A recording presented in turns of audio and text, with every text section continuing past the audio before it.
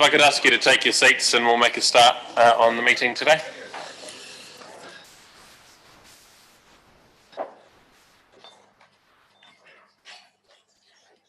Yeah, Councillors, if you want to stand for the karakia and council affirmation led by Councillor Miller.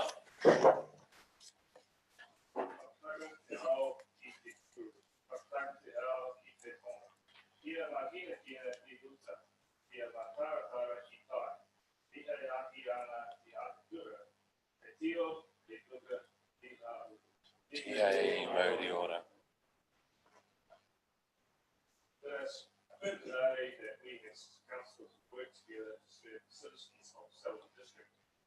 We always use our gifts of understanding, courage, common sense, wisdom and integrity in all our discussions, dealings and decisions, so that we may solve problems effectively. May we always recognise each other's values and opinions, be fair-minded and ready to listen to each other's point of view. In our dealings with each other, let us always be open to the truth of others and ready to seek agreement, slow to take offence, and always be together. May we always work to advance the well-being of the Selwyn District. We will. Thanks, everyone. So welcome along to our meeting on the 9th of December 2020. Big welcome to all our guests who have come in here today. It's nice to have some familiar and not so familiar faces join us for a council meeting. Sort of freshens the atmosphere in here and means you know, makes a change of an environment when we come for a council meeting. So welcome along, and trust you enjoy however long of the council meeting you're going to stay for. And we look forward to a public forum led by Grant Clausen in a moment. There's no apologies for this meeting. We're all present. Any identification of urgent general business that you're aware of? Nothing that's been brought to my attention. Any conflicts of interest that aren't on the register that people would like to note? I think those of us who will be commissioners on the district plan will need to step back from the discussion around the council's submission on the district plan. Yes, that's right. So that's Alexander, Lyle, Reid and Hassan will step back from those discussions. And before we move to public, and Shane. 5 councillors. And before we move to public forum, I just want a shout out for this fortnight's meeting is to Jason and Kelsey. Kelsey's sitting over the back there and Jason's beside. These 2 staff members recently pulled off an extraordinary event at Darfield Rec Centre to celebrate volunteers within our community, and particularly connected to council volunteering from our community committees, from our civil defence groups, the welfare team and other response teams, and also the library volunteers.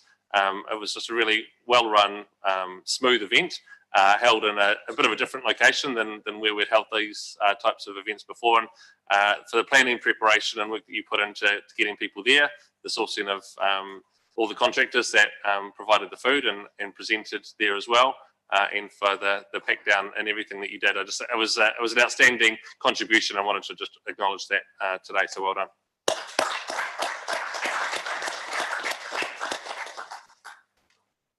You're welcome to leave the meeting if you'd like as well. Yeah, you can stay. I know that was it though.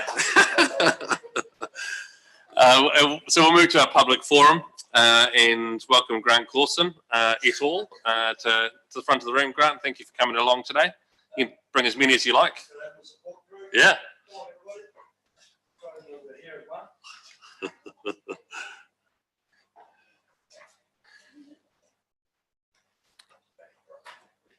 The focus of this submission is on heritage and historical matters in the Selwyn District. Grant's aware that we allow 10 minutes for this conversation, including some question and answers, and he has pre-circulated some information for us all as well. Grant, if you just press the right-hand button on the microphone, then we'll all be able to hear you.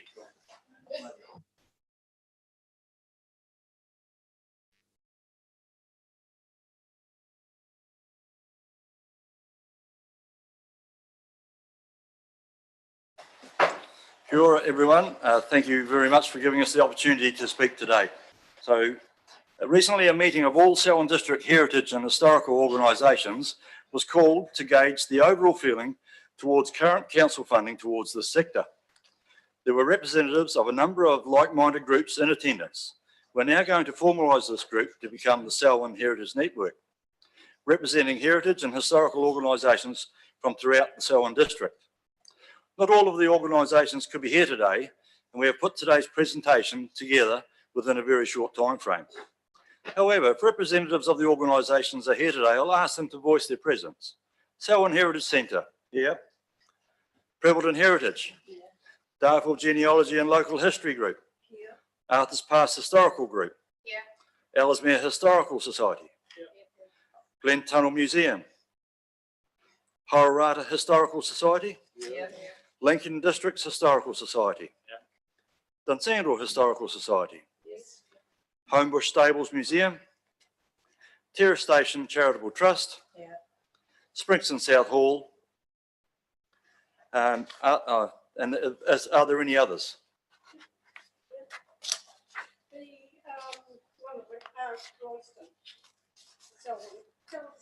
Selwyn Central, Historical and Genealogy, I think it is. I might have missed getting that on here. Thank you. The organisations working to collect and preserve the district's history are run by groups of ageing volunteers who are passionate about being able to tell the stories of our past to the children and the general population of the whole district. It is vitally important that the stories, articles, items and history of the Selwyn are preserved now for the future generations. We cannot do justice to this vital work without the support of Council. While Council has been proactive in offering some annual grants and contestable funding streams to assist in the day-to-day costs of some of our sector, with the current level of commitment, there will never be enough fiscal resources available to do the important large projects that have been discussed in these chambers before. Raising sausage sizzles and fundraising sausage sizzles and raffles will not raise the money required to fulfil this task. Some of our sector have needed to make applications to outside organisations for funding to cover running costs. In this short presentation, we can't possibly list what each organisation is trying to do and the struggles they are having through lack of funding. So we have provided a supporting document containing more information by way of feedback from these organisations. You all should have a copy of that at your desk. The Council have clearly identified that preserving the heritage of our district is important, and we applaud you for that. However, history isn't just old buildings. It's the stories about the area and the people who lived there and the tools and devices they used in their everyday lives. As a group, we would like to see significant funding towards, among other things, the buildings and display areas made fit for purpose to properly house the history of our district in museums and historical buildings. 2, storyboards at specific sites throughout the district, in townships and rural areas. The local committees will know where those places are. 3, the development and promotion, perhaps with an app and brochures, of a heritage trail that leads visitors from one place to the next, from one end of the district to the other. This will bring money into the district, for example, service stations, dairies, restaurants, local craft shops, etc., and make Selwyn a destination. 4, monetary support to all the heritage and historical societies in the area and an ongoing contestable fund. And 5, an appointed staff member at Council to whom all inquiries can be made and who can promote the sector with the assistance of these organisations. The current individuals who are voluntarily collecting, collating, cataloguing and displaying the important items, articles, buildings and machinery, etc., are the ones who have the knowledge to tell and record the correct story behind every item. That's these people here. In a few years, these people will not be here, and other younger people, I won't be either. In a number of few years, these people won't be here. And other younger people may struggle to be accurate. The current passionate people deserve the ability to see this work complete or as near to now. While we as a group do not presume to advise what options are open to Council, thoughts from the meeting were suggestions such as borrowing a significant sum of money to assist with some of the big ticket items needed to be completed now rather than later, and then use a district-wide rate to support that loan and leave a reasonable contestable amount to fund the annual costs for the organisations of the sector. No doubt there will be other options the Council have available to them. However it is achieved, if these heritage groups and historical societies could get the funding now that they need to get their museums and societies up and running properly, the benefits of the district would start to flow more quickly. Visitors would come to the area to follow the trail and spend while they are here, supporting many local businesses. Schools and educational facilities would have valuable places to take students to extend their learning in a more hands-on way. The vast pool of knowledge, items and history would be saved for the future generations before it is lost forever. We ask that your early considerations would see significant funding to our sector, including on the long-term plan for consultation, sent to all ratepayers so that considered submissions from ratepayers can be made to it. It is our hope that the time has come for council to trust the district's heritage and historical organisations to deliver the proud displays they can do and have the strength and commitment to allow them to fulfil their wishes. Attached to your document, you will see thoughts and stories with wish lists, etc., from 12 of our sector's organisations. The authors of these have spent a lot of time preparing them. Please take them home and read them. We thank you for your time today and are happy to answer any questions you may have. Thanks very much, Grant. Good presentation and nice and clear with what you're requesting of us. Thank you everyone for turning up for that. There have been some questions around the room, I'm sure. I'm wondering, first of all, what sort of quantum of funding do you think might be required? Just looking at our plans over the next 10 years, the money we collect for Canterbury Museum is looking to be $33 next year, raising to just over $50 in 10 years' time. Is something in that order what you're talking about, or substantially more or substantially less? No, our thoughts, which were discussed, were possibly the jobs that we've looked at that need to be done in the various areas. Probably $2 million, a district-wide rate of, say, $10, something like McHugh's plantation was. What is it, estimated 28,000 rateable properties by the middle of this year or next year, so there's $280,000.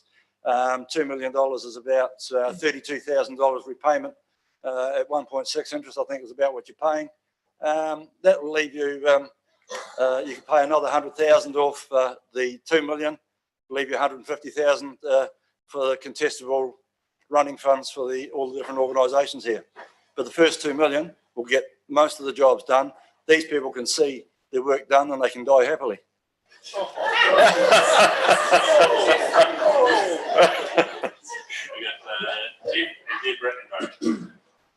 Yeah, look, thanks, Grant. It's and this is not something that's just cropped up. This is something that you've been pressuring the council for a number of years. So I particularly take note of the fact that you've asked for a staff member to be, responsible for, and perhaps with a budget for this, so that he can collate what's going on around the district. I would also wonder if you would have thought that perhaps a councillor dedicated perhaps to history and culture and that type of thing would be a benefit to the district. That would be great, yeah. Yeah. The eldest council.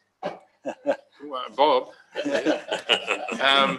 But yeah, I'm hoping that the councillors actually listen this time, because I've always felt in the past, and this is my own opinion, and I'll probably get shouted down, but I think in the past we haven't paid the attention that we should be paying for our heritage, because as you say, every day something drops off the list, and the more days that go by, the more that does drop off the list. And we've just been talking this morning about millions of dollars for this community centre, that and that, and swimming pools and all the rest of it, and history and culture wasn't even mentioned, and that's not good. And I absolutely applaud the whole lot of you for coming in today and standing up and putting us as councillors on the spot, because our history is so important, and the older you get, the more you realise it.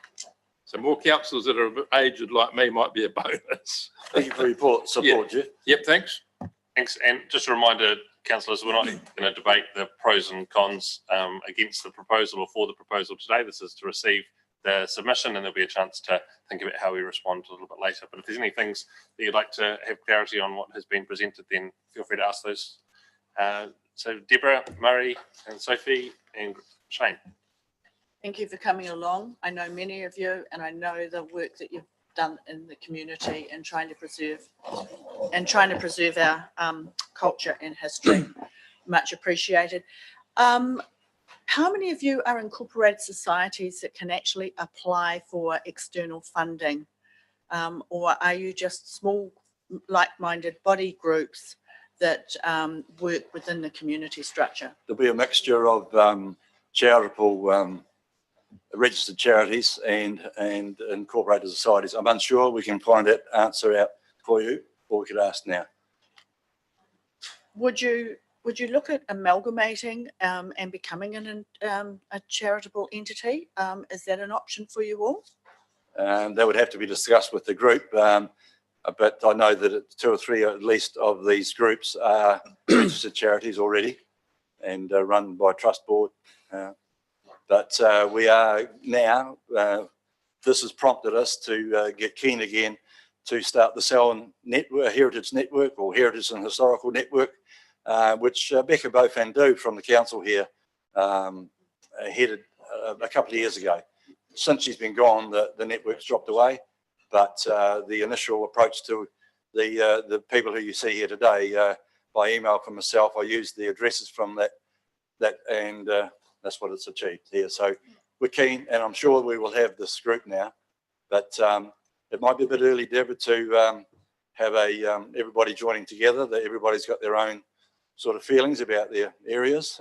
We need to get this initial major work done first, and then we'll see where it could go. Yeah, thanks, Grant. I don't know what you were nervous about. You presented extremely well, and look, congratulations. It was only, I think, a couple of weeks ago that Shane, myself, and Douglas Marshall had a tour around the presentation from the Heritage Park, and out of that, the discussions have led to this. So, absolutely fantastic to see something so comprehensive come out of that such a short time.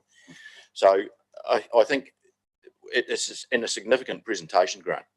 Really is, and for the first time I think we've had a proposal that's offering solutions to us, rather than a hand up rather than a handout, and congratulations on that. I think you've already answered the sum required, but I've always believed that this LTP we're going to have a large number of submissions on biodiversity and culture and heritage, and you're beginning that process now, and Sam, we will discuss where we go forward with this as to how that will go to an LTP discussion or what it is. But I just can't commend you enough for doing that, and gives the whole district a chance to really show the value that they see in this side of our community. So well done. You've answered the question already about the sum required, and offered some innovative solutions to how we might fund that too. So well done, everybody. Thank you very much, Murray. And at this point, I'd just like to thank from the Selwyn Heritage Centre, or the Ellesmere Heritage Park Trust, for Douglas coming over and having a discussion with us. It helped get this thing going, actually. Douglas and Murray and Shane meeting it. So, and we're all happy about that. Thank you, Murray, for your comments. Kia ora, everybody. Thank you very much for coming in. It's great to see such a huge delegation, to be honest. We don't normally get that many visitors. I just wanted to add to, I guess, what Deborah was saying. As far as a network is great, but actually if you did feel that you were able to join together as a more formal entity, that really would open up a lot more. I mean, I'm not against the council providing some funding, but I would hazard a guess that $2 million over 10 years is not going to be enough to complete everybody's projects. If you were a formal entity together, you could apply to larger entities as well, like Christchurch Foundation, which have indicated that they would be interested in funding stuff wider than just Christchurch, the city itself. There are, various other heritage type bits, and I know from my own community work that it's an awful lot of work applying for grants.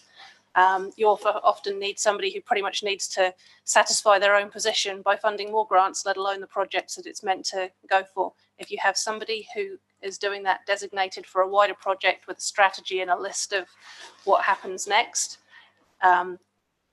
it takes work to set up and to prioritize and everything else, but it does actually pay off in the end. As smaller groups contesting for the same fund, my worry is that will cause problems as well.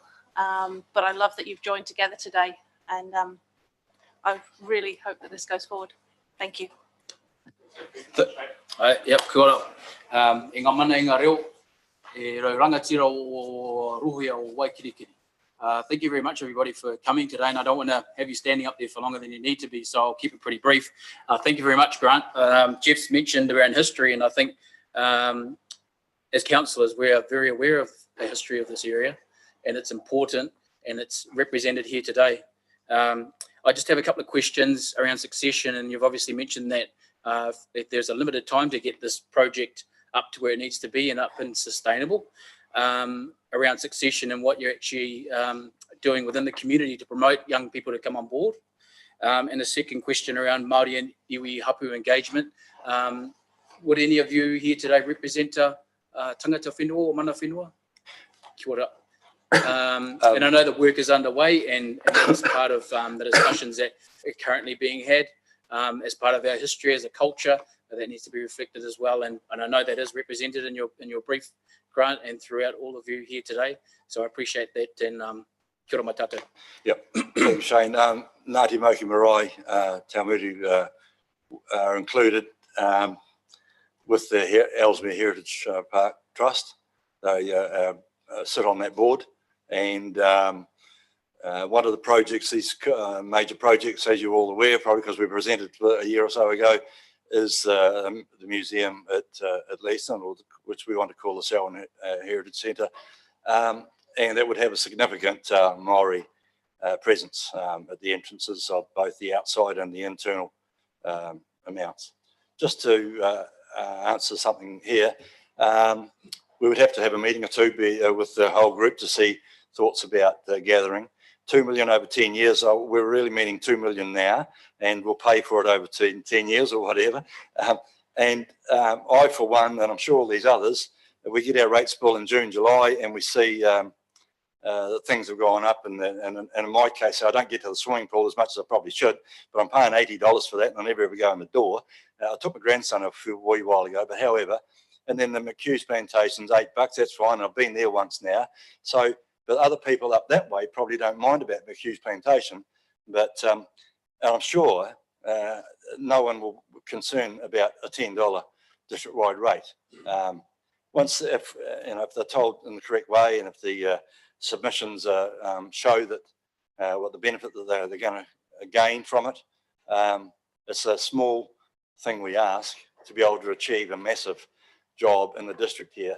This district wants all these projects, and yeah, 2 million, let's make it 4 if you like, that's cool.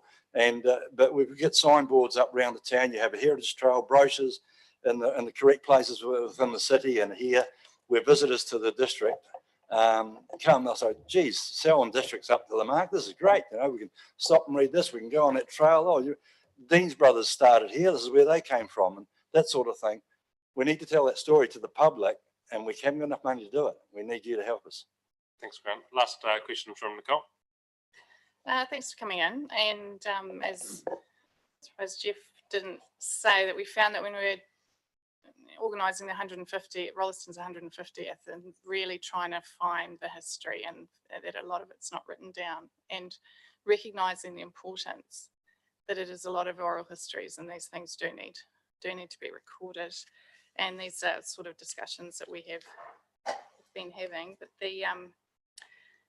and it's good you mentioned Becca, because my understanding is she did get linked all you guys together and had you all meeting and you're sharing ideas. Enthusiastic person. Yes, yes, exactly. And so are you saying that you haven't now since Becca has left, that you don't have a contact in council? I think there was a bit of lethargy maybe from, as much as I didn't go to the meetings because they're at work time and I need to work. Yeah. And others who are retired and that were able to go to those Wednesday things. And when Becca left, no one really picked up the stick really. And but now we have. We'll run this thing now. Yeah. And just clarification on your point number 3, where you're talking about development and promotion, perhaps with an app and brochures of heritage trails. So is that different from, so Becca's set up where you've got the Selwyn Township trails, and I know there's a couple of trails that are in there. Okay. Is to it be- something different from that? What are It- you, what well, are you talking? yeah, what I are you think- talking about? we're all generally talking about trails, so, and it's not necessarily just that. In a submission that the Ellesmere Heritage Park Trust presented here 2 years ago, we had a heritage trail included in it, and it started from Motukarara and finished at the Gorge Bridge, and it meandered its way through the district and had drop-off points to Ngāti Moki Marae at Taumudu, Leaston, Southbridge, then it came up to Dunsandel, and it went to the various historical parts on the way past. And so on a brochure that people could read, they could follow this trail and go to important points of interest. And obviously it went to Glen Tunnel, and I'm sorry if I forget to mention some, but it was covering the whole district. And that was a proposal presented by Geg Howell, who was involved with this. And he's also presented to Ashburton. I think Ashburton have actually taken up his thoughts, which was a continuation. So this heritage trail was going to go to the Gorge, and then the Ashburton one will start there. And they are looking at a heritage trail, if they haven't already done it, from the Gorge down to Rikaya, back up to Methven, meandering, and it shows things. And they'll have signboards, etc., around and historical points, telling the story of those areas. Included in these trails and things, Leaston, the Ellesmere Historical Society have funding, I think, set aside to do little signs, etching signs on buildings up the streets of Leaston, Southbridge and Dunsandel, which will have a picture etched into it of what was there before, if it's a new building there, and a story about that. So that could be done in every town, in every building of any, well, you know, historical street scenes or whatever. So people can just walk up here and say, this is where so-and-so was. Yeah. Thank you. Thanks. Sorry, Thanks. any Yeah. more, Nicole? No, I was just, yeah. No, that's fine. Okay. Sorry about my waffle. That's okay. This will be the last question, and then we'll just close off the conversation for today. But thank you, Bob. Okay, thanks all for taking the time to come in. Just one question. Do you see requests for funds? Do you see them coming through the group, or will everyone still be working individually on requests? To be fair, we actually haven't had enough time to sort that out. We've only known each other as well as we do now for a week or a fortnight, you know. But we are all like-minded. We are united. That we all want to see the things done. And I'm really wanting to see Glen Tunnel buy the house next door to the museum so they can have a bigger museum. And up there, they're quite keen to see the Heritage Museum down at Leaston sorted. So there's no parochialism here. We actually are united. I want to see Prebbleton, Daphne, the poor thing, she's working out of the back room of the Prebbleton Hall there, and she's got a whole heap of stuff. She's got no one who's actually supporting her. And what's she going to do? So yes, succession will happen, Deborah. It has to. And once we've got the confidence of the council and the support of the council, it'll make it happen. So Prebbleton's thing can be resolved by, there's a little cottage owned by a lady on her own there who's quite happy for it to be bought to become the new museum or the new heritage area for Prebbleton. So those sorts of things we work through. And I would suggest probably we'll work as a group and say, okay, this project, this, there can be done. And no one will be, well, we won't have ours done. We'll wait till next year on the funding for next year for that. But a vital thing will be the continuance of running costs for all of the organisations at their home bases, let's say, their power, their insurance. I could go more about the insurance, but the insurance for a couple of sheds at least is $4,000 out of the fund that you've been assisting us with. It's gone. It's a major. So we can't do sausage sizzles to pay for that sort of thing. So we need that continuance and all the organisations to be supported with their annual running costs, their phone bill or whatever it is. Yeah. Thank you. Thank you very much for coming, and thank you everyone for the support this year. It shows what good things can happen over a fortnight. So well done on getting together and turning up today, and this will be considered next steps later in the meeting, and obviously it'll be part of our long-term plan discussions around any funding decisions going forward. But thank you for today.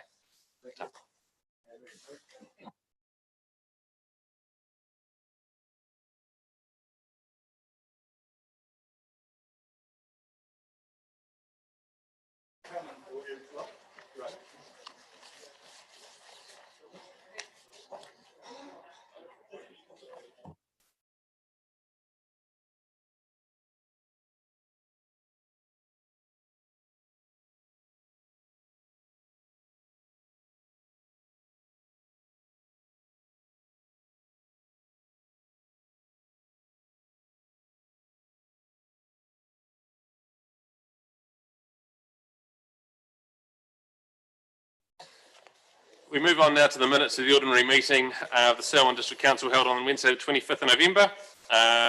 Mover and seconder that they be received. Mugford and Alexander. Any discussion on those minutes? All those in favour say aye. Against, declare it carried. We have the Water Services monthly update as an item which will be reported back today.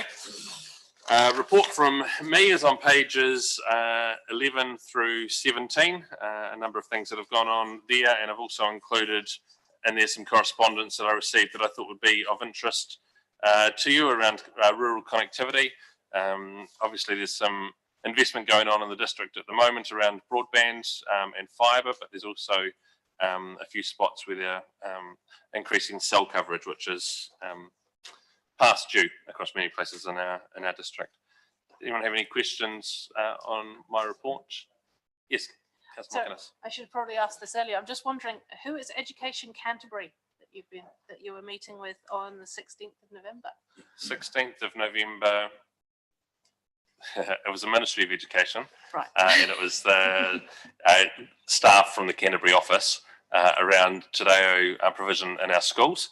In light of East Rolleston School having a bilingual unit there, it was around what is the opportunity for all other schools in Selwyn to also have access to a similar type arrangement, and how might that be progressed. And so an outcome from that is looking that in the new year, I'll host, and councillors will be invited to this, meeting with all the chairs and principals of our schools to actually have a bit of a broader discussion about education across the district, with Te being a key focus of that discussion. Cool. I'll move that you receive my report, and seconded Lyle. All those in favour say aye. Aye. Against, declare it carried. Next item is Sister Cities. Welcome Alison Rosnowski and Kelvin Coe to the front of the room. This report is on pages 18 through 33.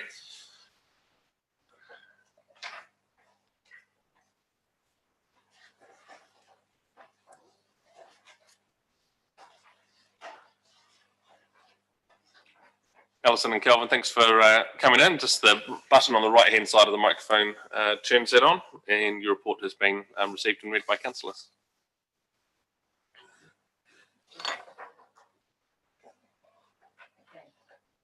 Thank you for having us back on an annual basis. It's really important that Cities does report to the council as we are in council subcommittee. Sorry, thank you for having us back, and thank you for allowing us to report annually to you. The Sister City philosophy remains unchanged. It's about people to people and connections that circle the world. And many people are saying, what's happening during COVID? Well, there's tons happening during COVID. Just because we're not meeting face to face doesn't mean that we're not meeting at all. Yesterday, I was on a Zoom call to China, and so was Kelvin. This morning, a message from Coventry. So there is a lot happening. We do try and reach out into the community, and thanks to Stephen for setting up the big panels for us for a cultural fest, which are now also being displayed in the libraries around the district, and they're moving around. Those displays are quite interesting, that we've picked up members for Sister City Committee simply because one was sitting out here and a lady came in and said that she came from Taraja. So that outreach is really important. Akatakata, obviously in August of last year, there was a student group came, and thank you, Sam, for welcoming them. After the mosque attack this year, then there was a cancellation, and the cargo group that has been proposed from the Japanese embassy to come from Akatakata with COVID is also on hold. There is a new mayor of Akatakata since Mr. Hamada resigned, and Mr. Hishida. So while we're communicating backwards and forwards, we are yet to meet him. Ubets, there was a student visit in November 19, And obviously Sam and Community Board met with them. And remember, UBETS is Melbourne Community Board relationship. The individual student visits for this year are on hold, obviously, with COVID. But the 20th anniversary was celebrated with a really good Zoom meeting between UBETS and the Melbourne Community Board and lots of other people who had been to UBETS at various stages. And you can see Sam there busy with John Morton cutting the cake. They didn't have a cake on the other side, and I think they were quite surprised, but they sent gifts and so forth to us all as well. Shandan and the Christchurch China Committee, there's been a lot of activity in the last 18 months. Obviously, we had the Gansu visit of last year and the signing of that MOU with focus on agriculture, education, tourism and water. Now, since that was signed by Mr. Liu, he's no longer mayor and we now have a new mayor, Mr. Feng Jun. But that is the nature of what happens in these relationships and we've yet to meet him. We were able to take the Shandan people to the Sidley farm in North Canterbury, and that's where Riwi Ali got the first Corriedales to go to Shandan. And it's still the same family. So it was amazing for those people to actually go and see those sheep here in New Zealand and how the genetics obviously have improved. And you can see the Shandan group at Darfield High because Darfield High actually has a relation with Shandan Bailey, which preceded the council relationship. We have sponsored over the last 18 months interpreters from Shandan to come and study at ARA. Angela Chen in the previous financial year finished into that year, and you can see her there on Mount Iron at Wanaka. It's always really lovely to take these people to various parts of New Zealand and to see their reaction, especially to water when they come from Shandan, which has such low rainfall. On the right-hand side, Zhou Fei, who was here for 3 months last year. We brought it forward last year, and we're so pleased we did as COVID happened, because we wouldn't have got her here. We brought it forward because of the polytechs being amalgamated, and we didn't know what the story was, because ARA has been incredibly generous and given us free fees for those interpreters. Zhou Fei there is actually making a Chinese hot pot for her host family. And they took her to Rotorua. She went to Milford Sound. She had lots of different experiences in the 3 months she was here, as well as being in the classroom. And at the same time, the Christchurch China Committee had Xian Ma with them, and some of the activities we did jointly. Now, some of you have been lucky enough, Malcolm and Sam and Bob, to see the Shandan Bailey Vocational College before it opened, and it did open and is underway in October of this year, their first student intake. They intend to have 2,000 students from all over China and internationally. So it's a huge undertaking. Shandan Bailey, of course, was established by Riwi Ali as a school where practical activities and theory were linked together. And so the vocational college is a growth from that. Angela Chen, who's been here many times and was here at ARA, is holding a leading role there in international relationships for the college. And I have sent a newsletter around to councillors and haven't had a single reply. They are looking for links to do with ecological environmental protection, especially in the agricultural sector. They've looked, when they were here with the Gansu group, they went to Fonterra, they went to CPW, they went to a dairy farm. So they've had a look in a very short space of time, and they're looking for more in-depth links. Now, I have made contact with New Zealand Young Farmers, and the General Manager of Projects has offered to be on board with that. Dyefield High School's Rural College will be on board. Lincoln University have said that they will be on board. I'm waiting to hear back from Fonterra and from Farmlands, but we really need a variety of sources that they can link with for their curriculum, and in time, hopefully for them to send students out to us and us to send experts back. They've also requested 4 to 5 English teachers for their college, and with COVID, that's literally on hold. The Rewe Alley Memorial Museum was opened last year, and some of the Christchurch China Committee, like Bill Studham, who used to live in Selwyn, were able to visit it. And you will see what, over the next few slides, what they have tried to reproduce of his life in New Zealand.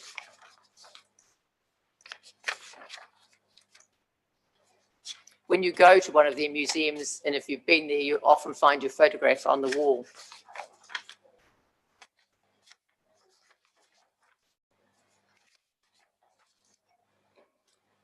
It's interested to see his passports.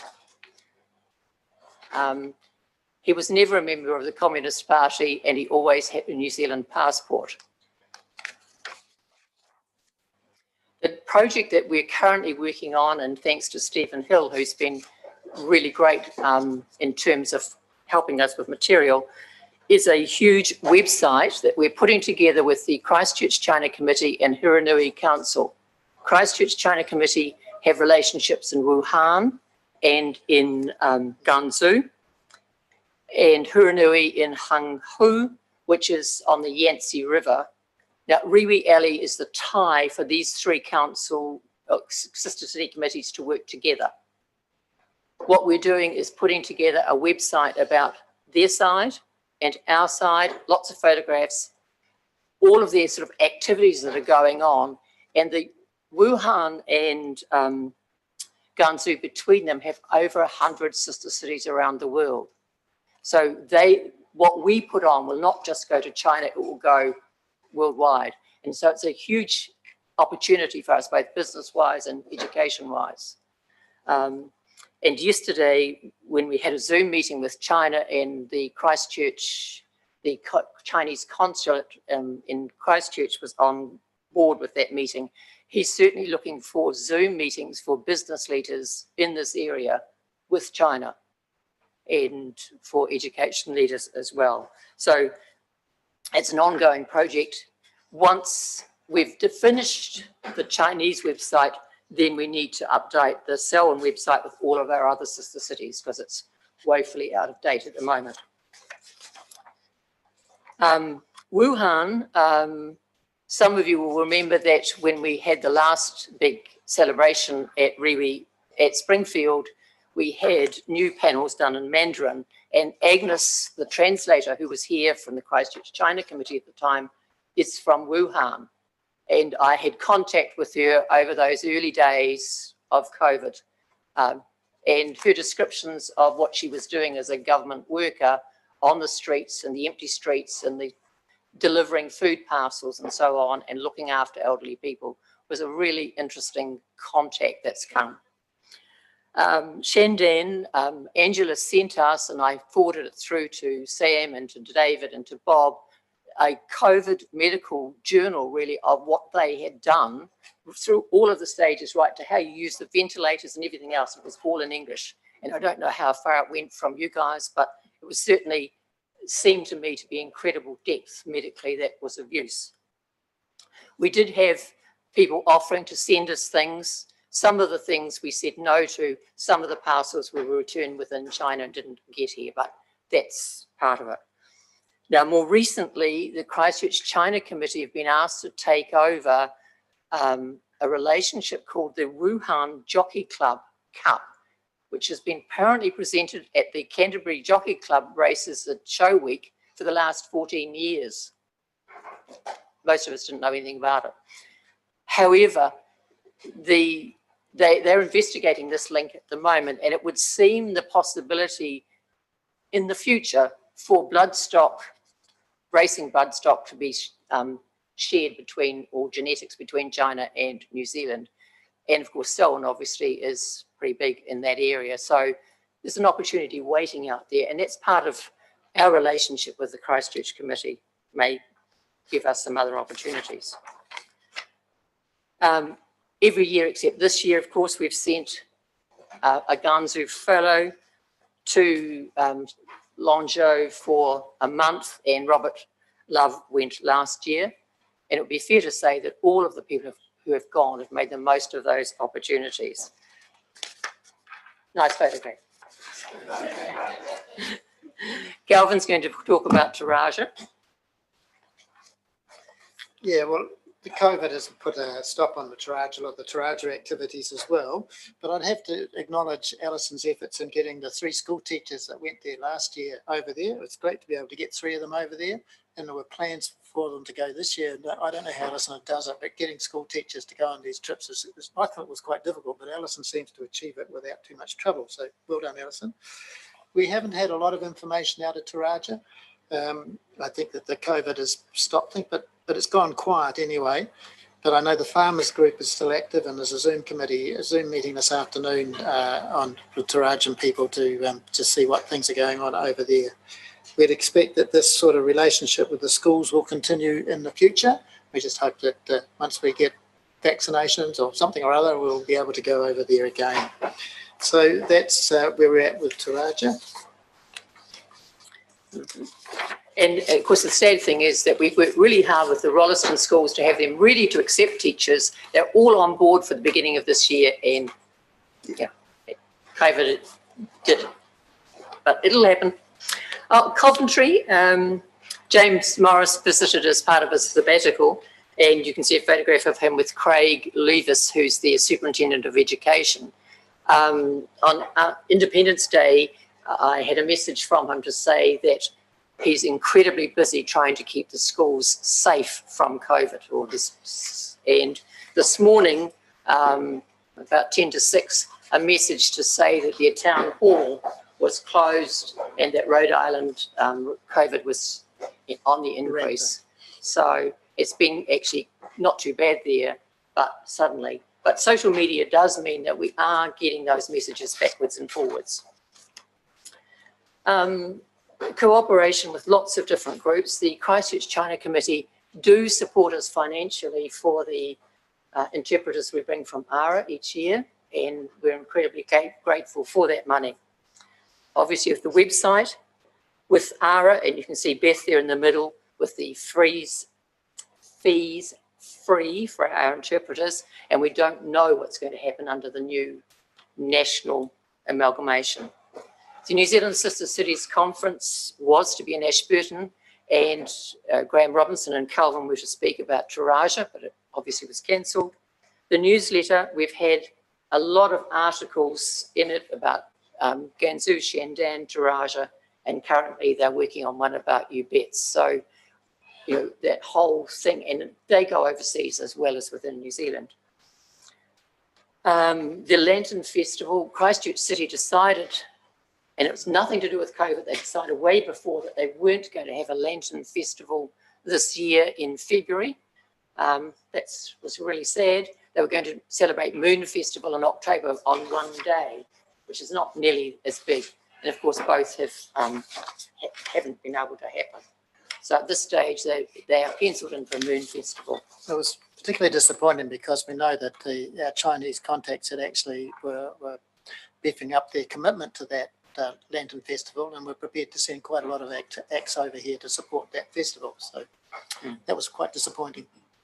Yeah. Sorry, Alison and Kevin, I'm not sure how many more slides you have, but just trying to manage time for our afternoon. Thank you. Okay. Levay Park, we're waiting, and that was an idea that came back with Philip Miller from the council following his Gansu fellowship. And the second to last slide is about Italy. We've had an approach from Carlisle Irving, who Sam will know, and Mark Wilson from Lincoln University, who were last year in Italy for celebrations at Casino for the 75th anniversary. there was a line across Italy from from coast to coast, set up by the German people. And on the opposite coast of Cassino, a town called Osina, which New Zealand troops were asked to take. Unfortunately, there was a ravine that the Germans had used as their Gustav line, and so they didn't get through. Some of the New Zealanders did survive. The battalion that went came from Burnham. And there are lots of families, there were about 9 individuals from Selwyn, another 4 from Christchurch, who were actually in this group. They've come back from that township and said, can we have a relationship? We've not even talked to you about it because COVID is, Italy was really hit hard, and we'll wait and see whether they come back with anything in the long term. So finally, I just want to say a huge thank you to the vibrancy of the Sister Cities Committee and to council staff, and especially Bernadette. And most of you will know that she's broken her wrist on the weekend. And, it's like we've had an arm cut off without Bernadette. It's because she literally has lost the use of. To Stephen, who is most useful, and to Craig Moody for finances. Thank you, Sam, for all your work with many official functions, which you do superbly, to Bob and to Jenny, Bob both as councillor and deputy chair, and Calvin as deputy chair. Hey, thank you for the report. Calvin, was there something else you wanted to add there? Oh, just kind of wondering if you wanted any questions, but I'm sure you'll. Yeah. Councillors, is there anything you'd like to particularly ask? I guess the question is around the Italy, piece, and what are you thinking? You're just holding on to that information until next year, and we'll have a further discussion next year.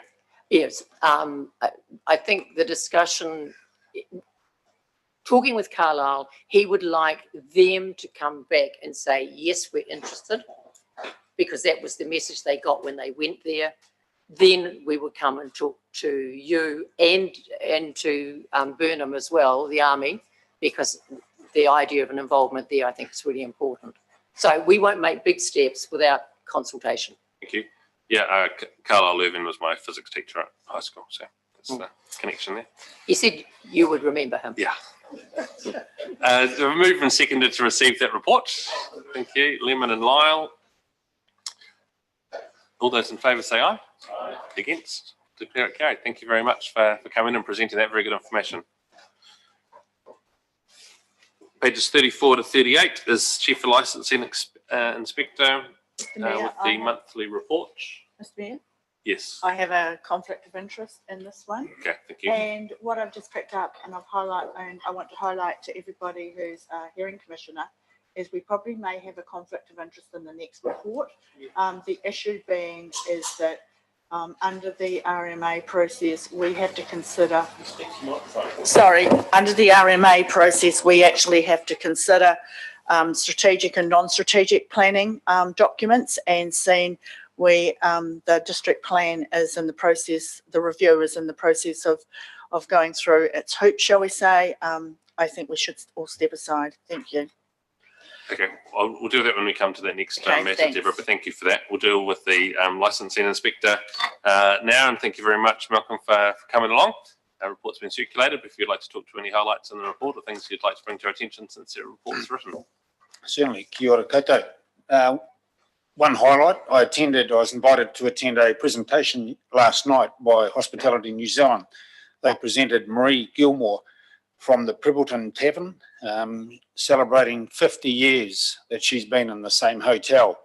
And I don't think there'll be many publicans in New Zealand that have reached that benchmark. So, yeah. Second matter is I've had an application from Lincoln University Students Association.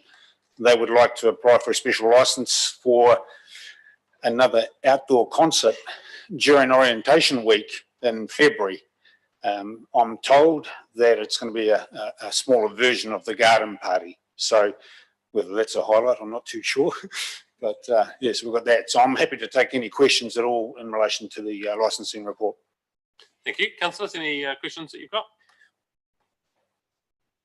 Good report. Thank you very much for presenting it to us. A mover and seconder, Alexander and Gallagher. All those in favour say aye. Against, declare it carried. Thanks, Malcolm. The next item, so housing and business capacity update. I just wonder if you have any advice around stepping back from the table. I feel like this piece of work has been started a long time ago, is informing our general direction and has repercussions right through our future growth funding, rate setting, and a number of other spaces, more than just the district plan. But if there is if there's advice that you have that those involved in the district plan hearing should step away, then we'll take that. I might get Tim to discuss that. Thank you, Yes, through you, Mayor Sam. No, look, I really don't think there is a conflict issue here. This is just a sort of a factual update of an existing document. So I don't see how it raises any concerns. It does inform a number of different work streams the council is involved with, but I don't see how this would your involvement, commissioner's involvement in this decision raises any sorts of conflict, in my view. Okay, so with that advice, if those 5 members would still like to step away, you're more than welcome to, and we'll note that in the minutes. But if you don't wish to, thank you, Councillor Hassan, and all remaining members are at the table. Hand over to Ben Beard. Thank you for the report, Ben. Hey, cheers. So we undertook a capacity review to help inform LTP, district plan, just general monitoring, and to answer Action 6 of our space that sought to do a capacity review in 2020. So the attached report has some of the changes to the information within the report based on our capacity work that identifies a shortfall within the medium term within Selwyn of around 1,400 in the Greater Christchurch space. That change is based largely on higher rates of take up, some capacity that we thought was capacity, but it's not capacity, and potentially some sites not realising the full capacity that we thought. The original work was done 28. So we used the same methodology as the previous approach. There isn't any new demand projection, so I was really just looking at capacity, and also we didn't change the business capacity because Selwyn's changed its methodology approach to that, so we haven't got alignment across that yet. So the ways that council will respond to that is there's the RPS change out of our space that had the future urban areas identified. So that's still ongoing. And within that space, there's enough capacity to meet that medium-term shortfall. We're also doing work through a district plan review, which will create more additional capacity with changes to lot sizes, as well as beginning that strategic work about the long-term growth for some of the townships. And there's also private developers using the NPSUD or potentially the COVID Act if they needed to as well. So yeah, and the recommendation is to approve this as our numbers at the moment as best we know. Thanks, Ben. Just looking at page 51, the executive summary appendix 1. So we've got a medium-term shortfall and a much larger long-term shortfall. The current plan change, private plan change requests that we've received aren't considered in the numbers that are put before us. No, it's only looking at the stuff that we have got zoned that we can rely on as capacity. The plan changes and are just accepted and going through that process. Yeah. Okay. And can you just remind me, are we doing this in conjunction with Christchurch and Waimakariri, or is this when we decided to go alone because they weren't able to, didn't have the same timetable we did? They don't have the same pressure. Waimak already had a shortfall in the medium term back in 2018, and Christchurch has a lot of capacity. So we had done the work, so we thought it's important that the council and the public kind of that it's available. Yeah. And how much of this information has already been shared with the partners, Christchurch and Waimakariri, aware of where we're looking at the moment? The information here, yeah, we've had conversations about where we're up to based on that capacity. Yeah. Just making sure that for Malcolm and Sophie and myself heading to the Greater Christchurch Partnership on Friday, we aren't downloading Maybe- the surprise. Yeah, I'll double check. I'll double check. Yeah, well, I think we've had conversations with staff, but I'm not sure. Oh, yeah, so I can confirm we have circulated a previous version to the staff at the planning managers in Greater Christchurch. So they're well aware of the calculations and numbers in it. I'm sure they'll pass it on as well. Great, thank you. Councillor Alexander and Councillor Lyle. Thank you. Mr Mayor, you asked the bulk of the question I had, the effect of current plan changes on this assessment. Essentially, the assessment is a snapshot in time of when the report was prepared. In 12 months' time, if some of these plan changes are successful, the private plan changes, a renewal report would look completely different because we would have potentially significant capacity rezoned via those plan changes, let alone our new district plan. So it's really reflects a snapshot of today or really last month and not going forward. Yeah, that's correct. Yeah. In which case I'm very happy to move the report, the recommendation, Mr Mayor. Okay, thank you. Councillor Lyle, do you have a second? Well, yes, I have a question first. Previously, this assessment was done by our partners and one of the partners used a different methodology than we used. Are we all singing on the same song sheet with the methodology we've used for these assessments now? Yeah, that's why we agreed just initially just to continue the same methodology as last time, so we didn't get into those discussions about how it was calculated. There'll be another capacity assessment next year, which we'll have to then try and iron out some of those differences and get agreement on that. But for this one, we just took the previous approach as is. Yeah. Okay, just supplementary question to that. I was of the opinion that all parties were doing an assessment using the one assessment technique in the future. Then obviously that hasn't happened as yet. Yeah, that's another action in our space that we're continuing to have conversations about how we can align methodologies, but yeah, it hasn't been used in this. Okay, thank you for the clarification.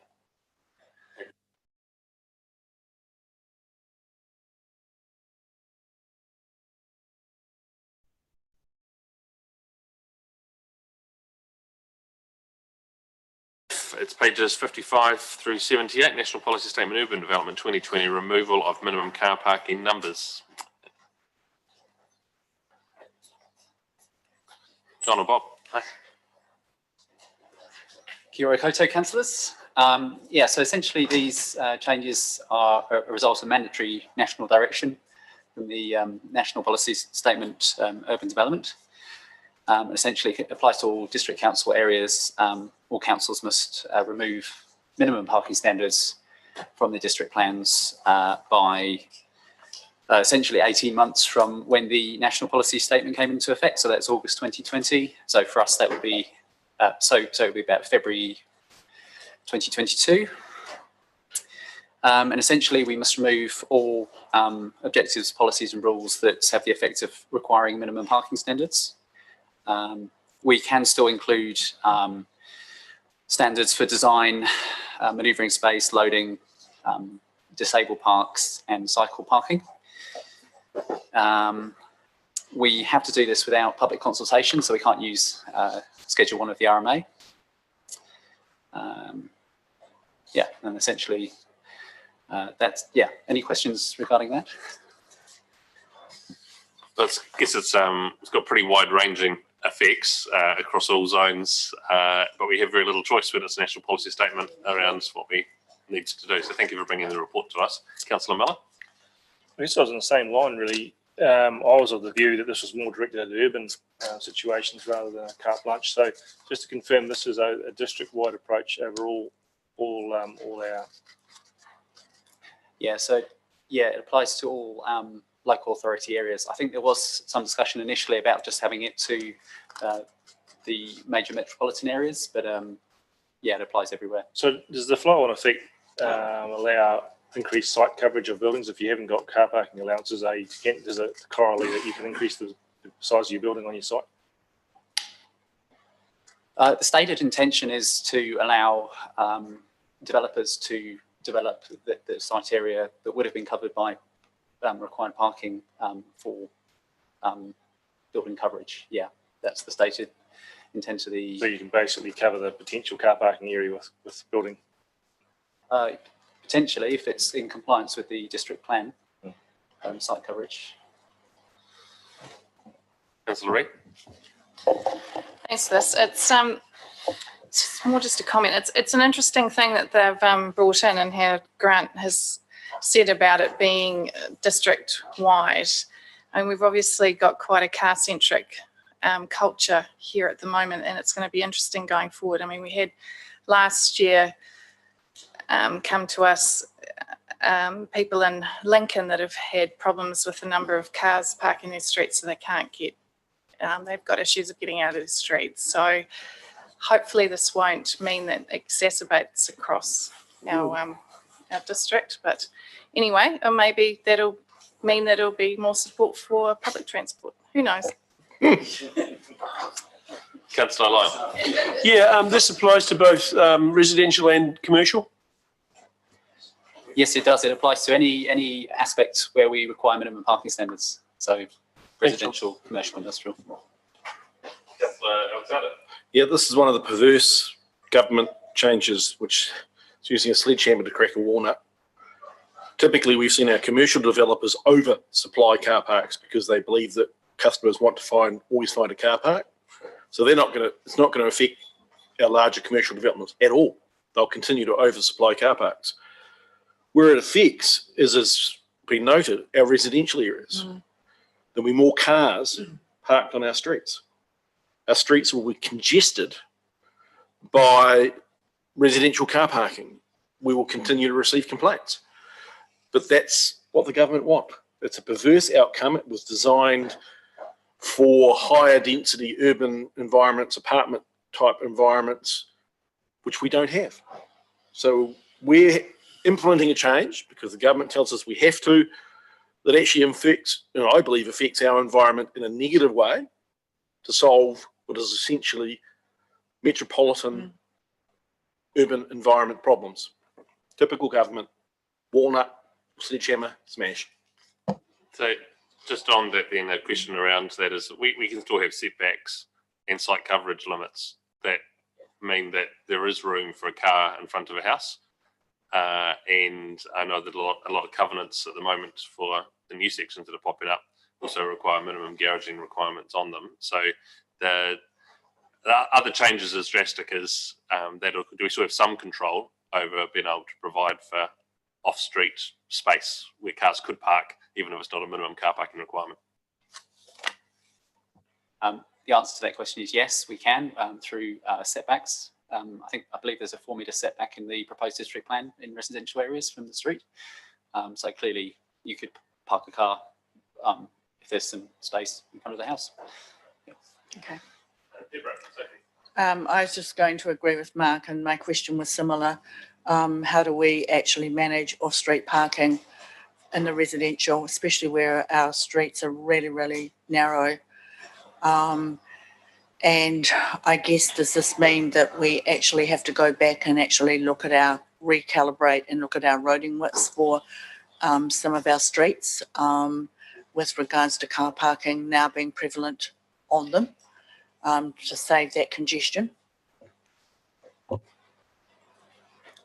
So I think one of the things that the government is strongly recommending is that district councils review their parking management strategies, and that could be a comprehensive approach to managing on-street parking, which could include changes to road widths potentially, although that would be something that would be through the district plan implemented through. Yeah, thank you very much. I guess, it's a national policy statement and we pretty much have to put this in. I just wanted to point out that there's nothing in it that says that our developers have to put no parking in. They still want to sell their houses, and if they want to build apartment blocks, they still have to be able to sell it. So as Councillor Reid pointed out, we're still pretty car-centric around here. They'd be a bit dumb to not put a car park in there, even if they didn't have to.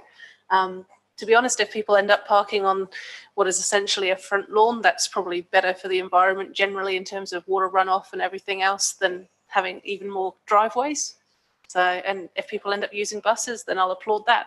But yeah, I don't think we're necessarily going to see swathes of developments with no driveways and no car parking because they still want to make money. Thank you. Councillor Rees.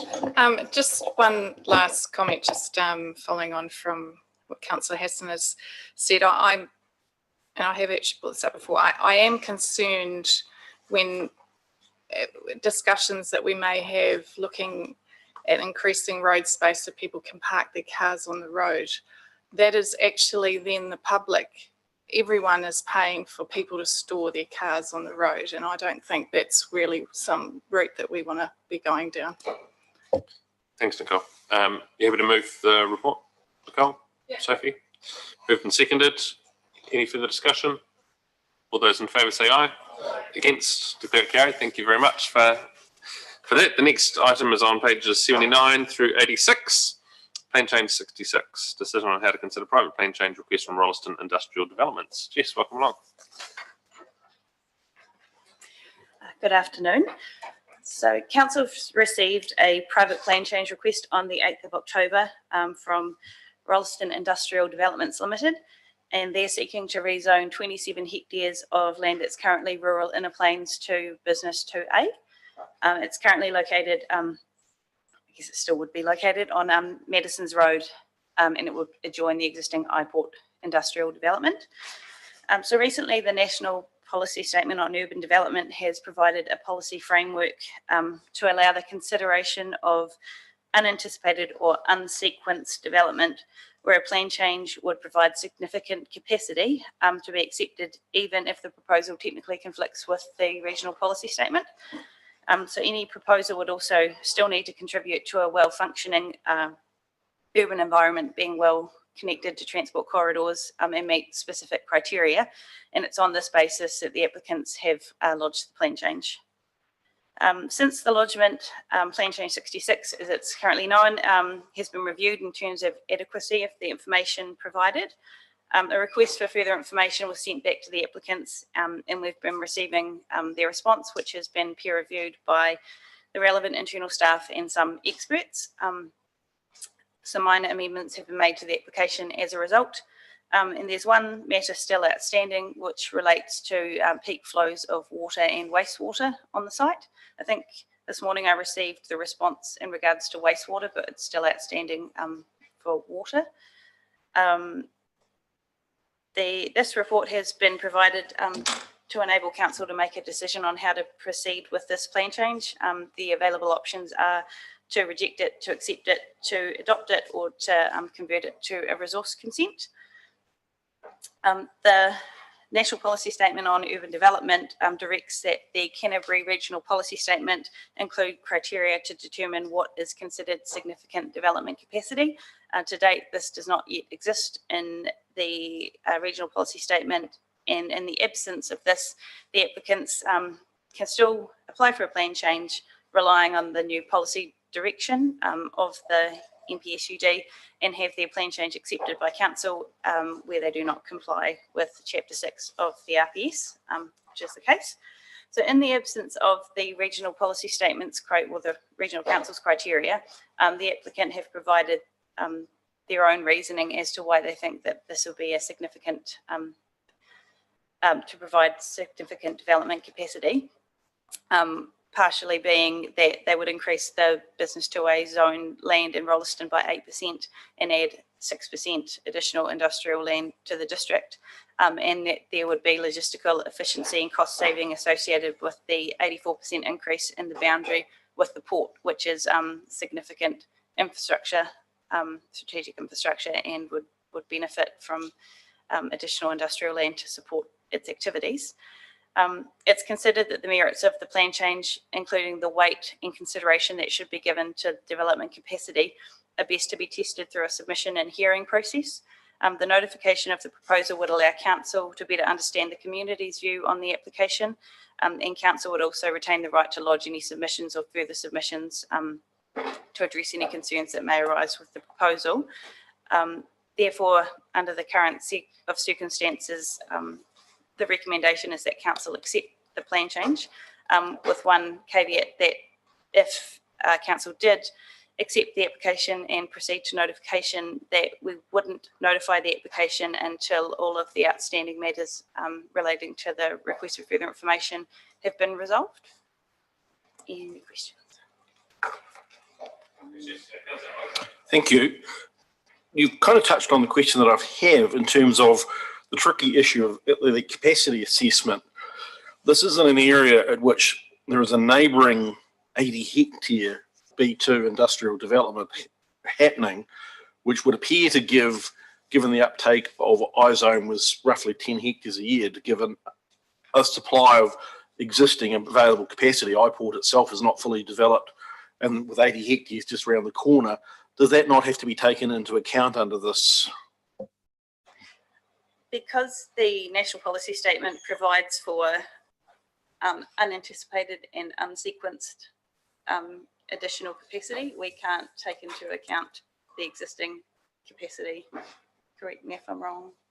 Ben? Nobody's leaving Not out to looking at you. correct you. Thank you. Question? Is that My correct?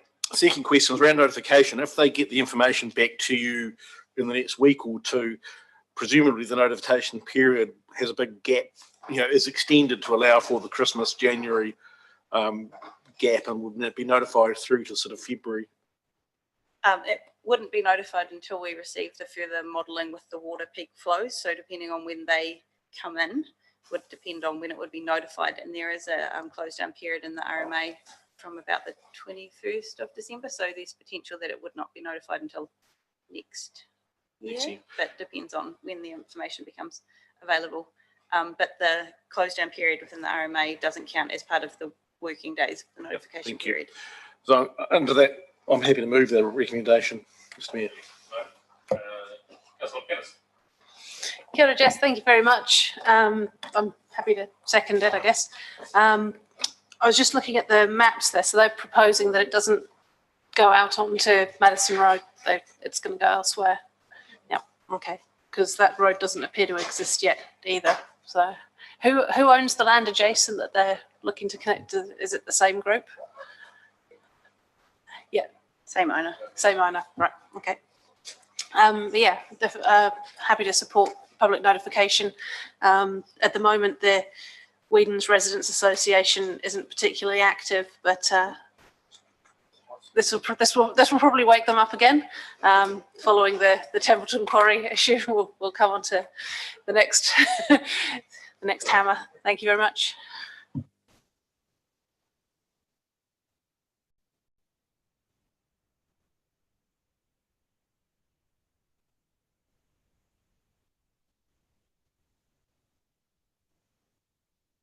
Discussion on the proposed Selwyn District Plan, and those hearing commissioners will be stepping away from the table for this discussion. And I'll hand the floor over to you. Good afternoon all. So as you're probably aware, submissions close 5 p.m. this Friday. To date, we've had about 140 odd submissions, and this seems to be trending up in this last week. So I guess the purpose of this report is to get approval for a council-wide submission on the proposed district plan to address errors, implement improvements to increase usability, accuracy, bring the proposed district plan in line with the national policy statement for urban development, which is car parking stuff, and addressing unanticipated consequences, which has arisen from the current drafting. This has come through further integration work, operational use of the proposed district plan, and also discussions with people at our consultation events. The suggested submissions don't seek to change any of the endorsed approaches that are made by committee. They're largely procedural, but are considered to be more significant than administrative. The process from here is that the submissions will be summarised. There will be an opportunity for the public to have a further submission. Then council officers will then prepare the evidence in support or opposition of those submissions. Then submission points and our response to them will be heard at the hearing. Aside to this, it's recently come to our attention that the property team may be looking at seeking a rezone in Leaston to help facilitate a new site for a new medical centre. So we don't have any position on this as of yet, so we come to council for your steer on it. We can insert it as a submission point if you do support it. From a planning perspective, it does have some merit. It would facilitate development of the site. A rezone to a low density residential would be recommended. given that the industrial provisions would be too, or quite restrictive of any sort of medical centre use. A low density residential zone would permit the activity and manage retirement village uses or restricted discretionary status. Would create a better urban form, provide for good community good and well-being, has less immediate effects on the neighbouring residential properties and reserve, and wouldn't significantly impact on the supply of industrial land either, given the large area of land being rezoned through the DPR process. Given that there would be the same information requirements for this rezone request that any other private individual would face, so there are some cost implications to this. So, questions? Murray.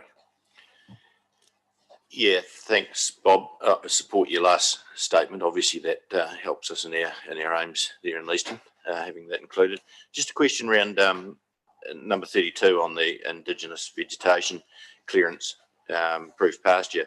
Is that meaning any planting that is undertaken, or one that's in a part of an approved process, as in it's put forward by, for one of argument's sake, Te Ara Kakariki or someone like that? Or is it just, if you whip out and plant a cabbage tree and three or four trees on your boundary, you're going to get captured by that? Because I know the intent in the discussions we had as a working group was not to capture things that have been planted, rather than things that were genuinely Indigenous and long-standing. Is there a comment on that at all?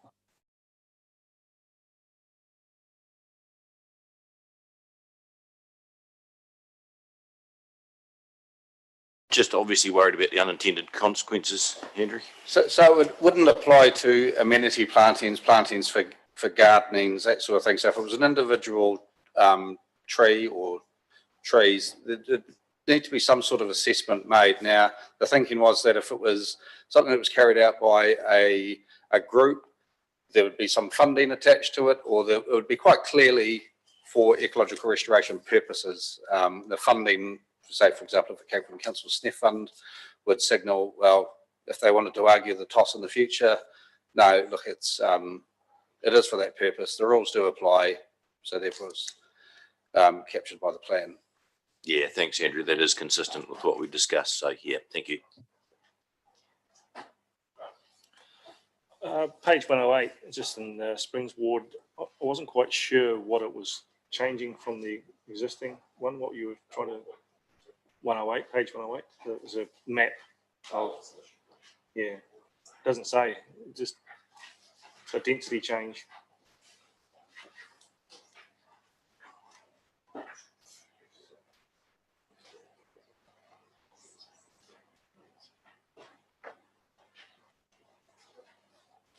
What is it telling us? Are you just checking, are you referring to the Moyers Lane area on the All map? that area there. Well, why I'm bringing it up is that through the DPR process, I've been approached by landowners basically from Chankridge to Collins Road, all seeking to rezone their land through submission because of basically the demand for housing. So I was just trying to understand how this fitted into that part of it. So the submissions arise from an error in the GIS mapping. So effectively, whatever zoning as it currently is meant to have gone through into the proposed plan, and that hasn't occurred for whatever reason. So we're just trying to fix up that mistake. So there's no comparator though to tell what the difference is. Was it a major error or just a minor? Well, I think it's gone from 20 hectares to a 4 hectare density when it was meant to keep its 20 hectare density. That's certainly the submission point they'll be submitting on. Yes. Thank you. Just wondering what the process would be if there was some more significant change proposed by us as a council around this. Just thinking the changes that we've seen in private plan changes in the last month or two, and the demand for residential sections in Selwyn, but particularly in Rolleston and in Lincoln, and the needs to go up rather than to go out. I just look back on the last couple of years of our district plan review meetings, and I'm not sure that we really pushed or considered provisions for increased residential density within our towns.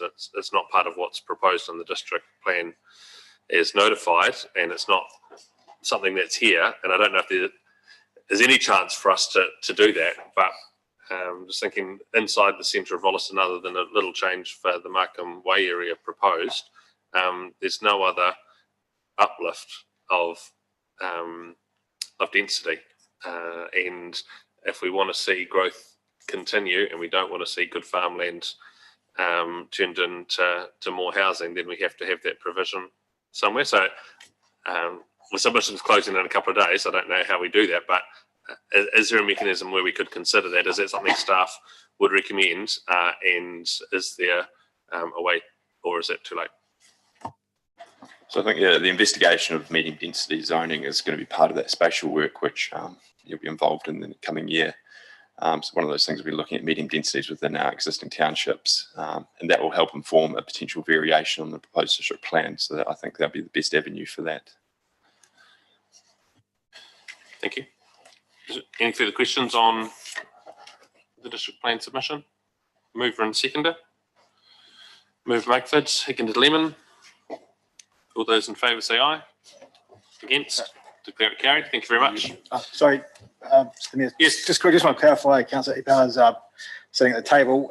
He's not actually a commissioner on the DPR hearings panel, although a registered commissioner, not on the actual DPR panel, so he could sit and hear this discussion. Yeah, great. And the others could have actually sat in and heard the discussion too, just taken no part. It's a public meeting. They were welcome to be here. But if we ask them to come back into the room, then it'd be good.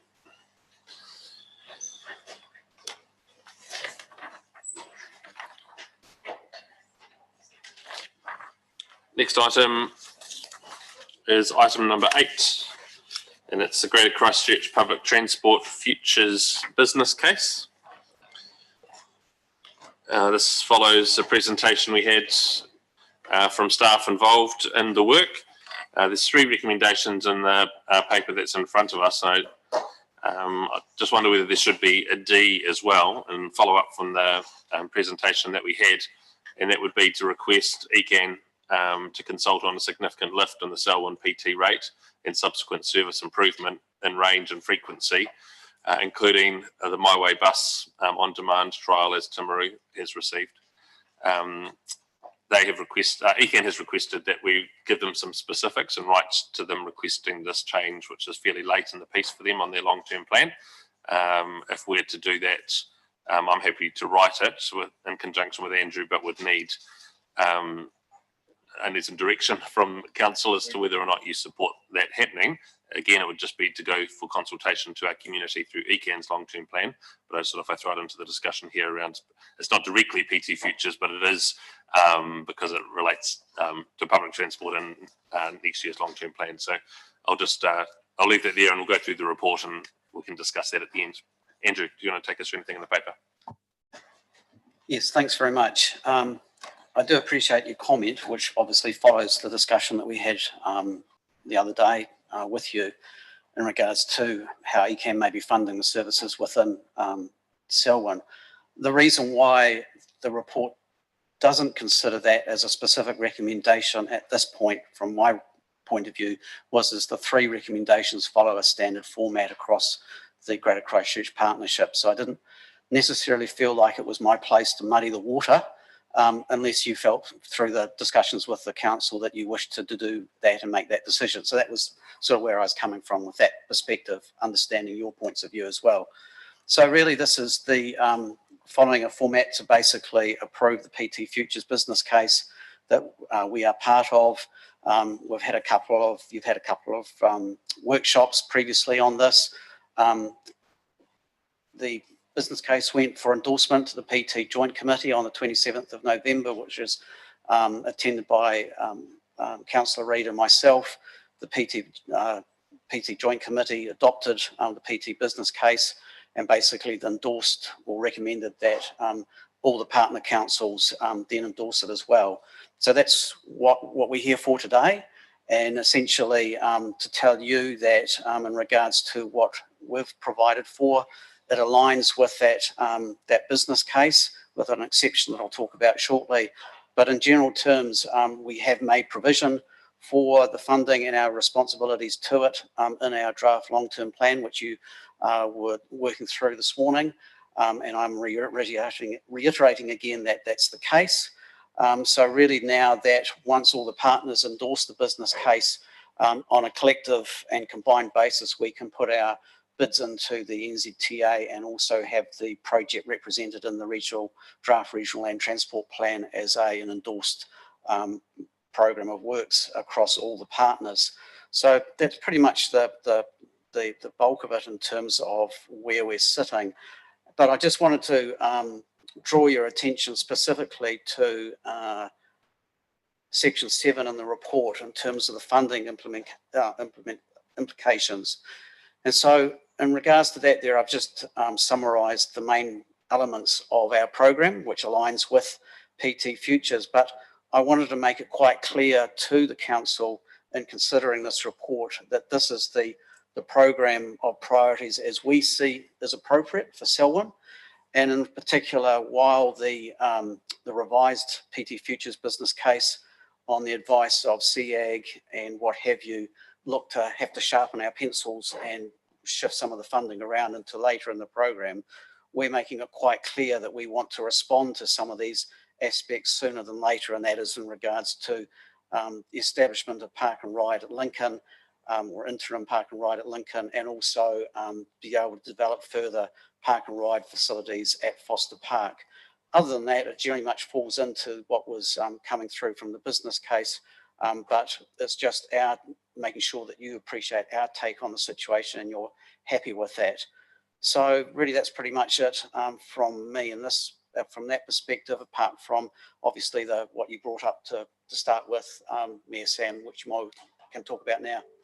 Thanks, Andrew. And yeah, the D that I would suggest doesn't change anything that's standard from what everyone else is approving. So it's not to try and change that process. This is an additional piece just to get direction from the councillors. Understood. So I can, it's a bit of a long piece that I've got here, sorry, but it's basically request ECAN consult on a significant lift in the Selwyn PT rate and subsequent service improvement in the range and frequency, including possible My Way bus on demand is trialled in Timaru, which many of you will be aware of, through the LTP 2021-2031.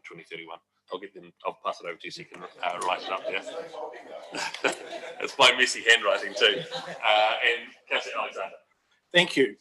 Of the clauses in front of us, I would support A, C and D. I won't support, subject to the discussion of my colleagues, endorsing the PT Futures business case. It offers very little in terms of enhancing the take-up of Selwyn's PT. In fact, you could argue the wheels are falling off this bus. They're not going round and round, they've fallen off. In my view, a future-focused public transport business case would be implementing public transport services in our new subdivisions as residents arrive. Not 5 to 10 years later. Farringdon is a great example of this. Residents arrived, they realised they needed to get in to move to their places of work. Most families bought a second vehicle. 5 years or so later, PT started to be implemented, public transport in Farringdon. Those people who bought cars and had been using them for 5 years are very difficult to shift out of their car habit back onto public transport. We and ECAN missed the bus. This public transport future business case is very Christchurch centric. That's not surprising because the low-hanging fruit, the easy improvements in volume of public transport use is within Christchurch's boundary. But I'm incredibly disappointed that there's been no effort in the short to medium term in improving this for Selwyn and Waimakariri. We are being criticised by our Christchurch neighbours for our poor take-up of public transport by our residents. And this business case will not, in my view, improve that. So I struggle to endorse it because I see nothing in it, significant in it for our Christchurch residents. The improvements in services are within Christchurch city boundaries. We are offering, as a council, to have ECAN's public transport rate increased for our residents to improve our public transport services. This ironically, in clause D, is what I have personally submitted on ECAN's annual plan for the last couple of years, unsuccessfully.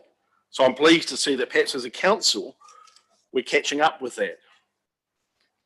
But it's the business case sadly lacking for Selwyn and Waimakariri, and on that basis, subject to the comments that others may make, I am unwilling to endorse it.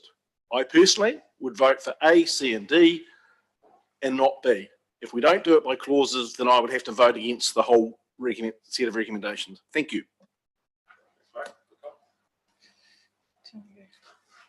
You first.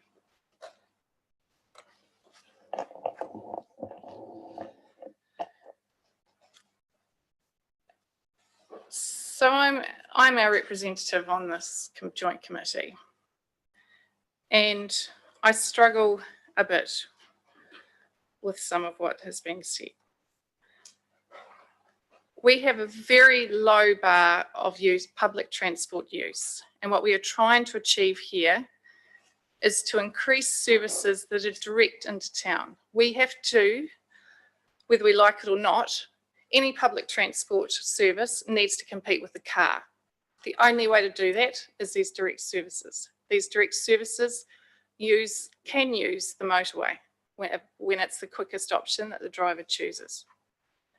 That is where our focus has been, to try and get those people out of their cars into the buses. Any other way that we're looking at it, it takes an hour to get on the yellow line from here into Christchurch. There is no way we're going to continue with public transport services like that. Now, admittedly, it does appear that the options that we have around Rolleston and within the district are quite limited. And it is very hard to get the take-up within our district if we can't even get the take-up out of our district going into town. We have to start somewhere, and at the last meeting that we had, which is the last meeting of that public joint public transport committee, which will now come under Greater Christchurch. The question I asked was around where the My Way trial had got to at Timaru. Now that actually provoked quite a bit of discussion amongst the other councillors as well, and actually made our meeting probably twice as long as what it would have been otherwise. But there is the trial going on in Timaru that's still going on. Obviously, COVID has been an issue with trying to get the stats and then trying to make sure to see where the trial goes to. But those sort of services actually have to be quite tailored to the communities that they're in, from what they've said. It is trialled in other parts of New Zealand and it hasn't worked. So it's actually trying to get it so we've got a service that will work. And for us in Selwyn, which potentially could work in like the likes of Rolleston and maybe further out, is having an on-demand service where you have a place where you can, that people can go to and pick up the service. And then that can be then linked to our other direct services that would be going into town. So that would be an alternative, but those things are still being worked through, and they're not ready to go right now, but at least with what we've put for D is that we're wanting that looked at for us. So where it sits for our public transport at the moment is that, as Andrew has already said, that we need to look at is these under 7, the funding implications that we're putting in is that we are looking at the park and rides. We're making sure that there is this other option that people can drive and then park their car and then they can take the bus into town. They don't need to worry about the parking. They don't have that cost. And hopefully there'll be services that will have Wi-Fi like the Direct 85 they've got. So it'll be just like them driving in, but they won't be, and they'll be able to do work or whatever on the way in. So as I've said, it needs to compete with the car, and that's the focus that we should be looking at and when we're approving this PT features. Yes, thank you, Nicole. You've hit some very good points there. I think we need to think of the bigger picture here.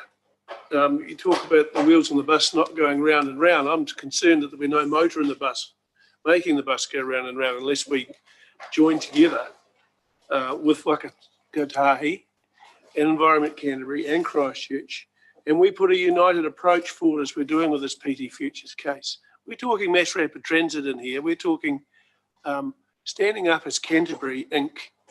to say to the government in Wellington, we want some of that transport funding too. And that's what part of this is heading towards, where we need to work together as our groups. You look at the money being spent in Auckland on rail. Here we are looking at seeing some express buses from Lincoln. Fantastic. Wi-Fi on buses. Major improvements.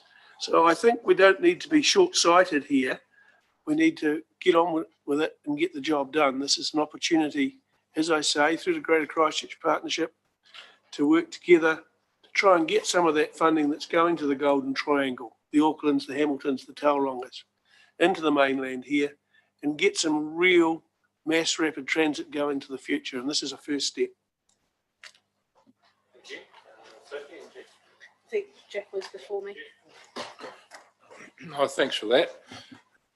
Excuse me, I do support the concept of an efficient public transport system, but we must reflect back perhaps to the discussion that we had this morning about if it's not being used, why would we pay for it? And I'm not going to further comment on that, but just keep that in the back of your mind, because if we are saying on one hand we can't support paying for this, but we can support paying for that, we should reflect on our ability to make decisions. But I do understand the wider ramifications of having a public transport system, and that the wider rate paying community have to pay for it, even though they don't use it for the environment and a number of other issues. But looking at D, request that Environment Canterbury consult on a significant lift in the Selwyn public transport rate does not read very well to me. They'll certainly do that.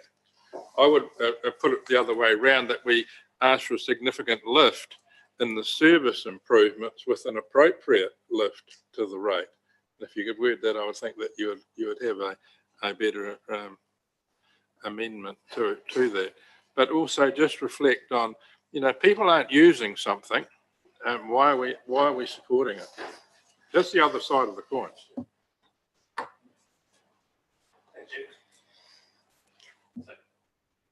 Thank you. Thank you very much, Andrew, for your work on this, and Nicole on the committee as well.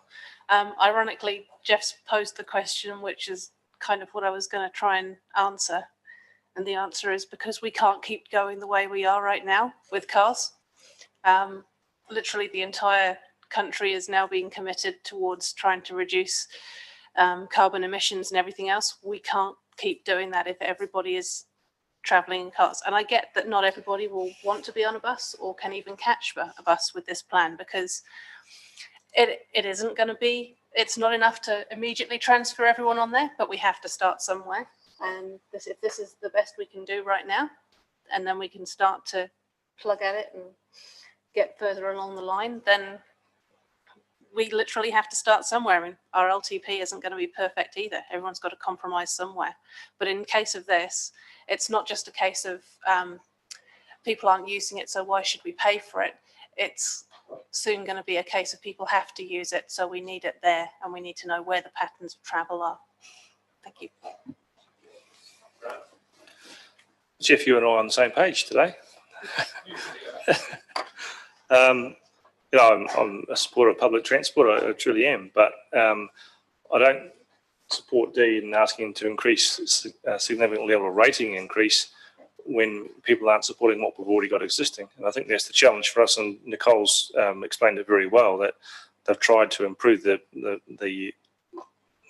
desirability, I suppose, of the service by having faster, cheaper, faster and more frequent services. And I think let's not eat the elephant all at one go. Let's do that for a start off and see if we get a corresponding lift in patronage. And I think the idea was around micro mobility to get to the bus terminus and then get on the bus and away you go. But we're trying to improve, sort of impose a solution on people that don't want it. And I get what you're saying, Sophie, but I think we've got to bring the Indians with us if we're going to win the war.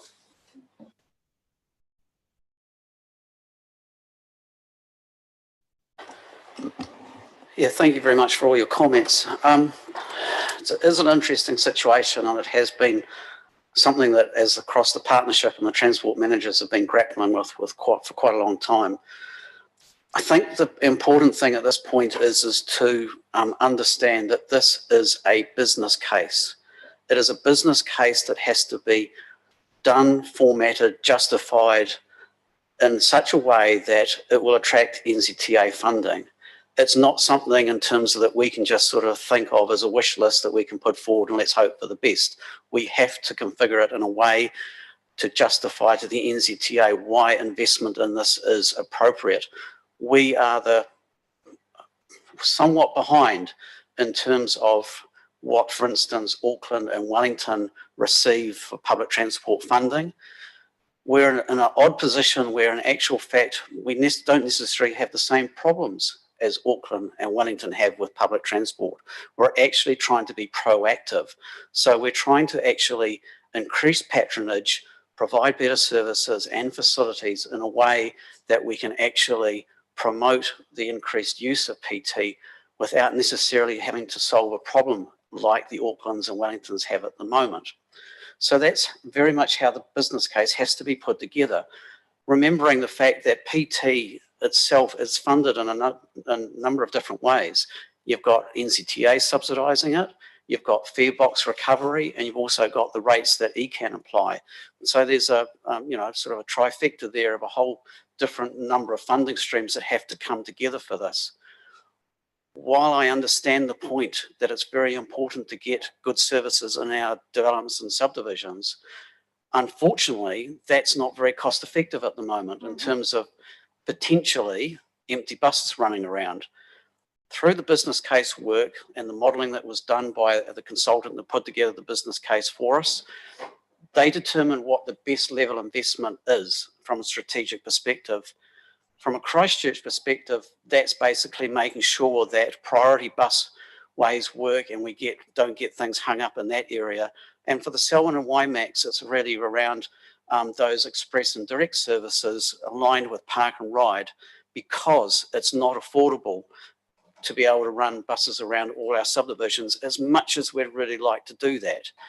You'll probably see on page 149 of the agenda, in the attached information, the type of route improvements that are proposed. You can see we're trying to get better penetration into the southern areas of Lincoln.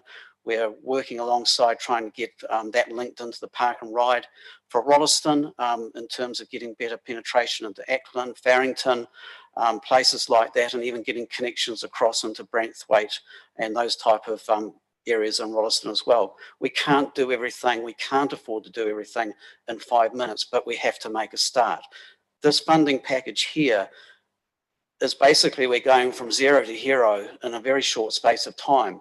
And the fact that we've got no subsidised funding for PT available to us at the moment through our transport programs with NZTA, and through the endorsement of this business case and our contribution, our share to it, we do get funding, fingers crossed. It's 7.5 million. You can't sneeze at that. And the thing is, I've been putting these jolly park and rides in at Lincoln and Rolleston. It's been going in and out of our LTPs for probably decades. And now we've finally landed it. And so from my perspective, this is a really good start for us in terms of trying to meet our objectives, because as the comment was made, we can't just keep, expecting more cars to be able to fit on our roads.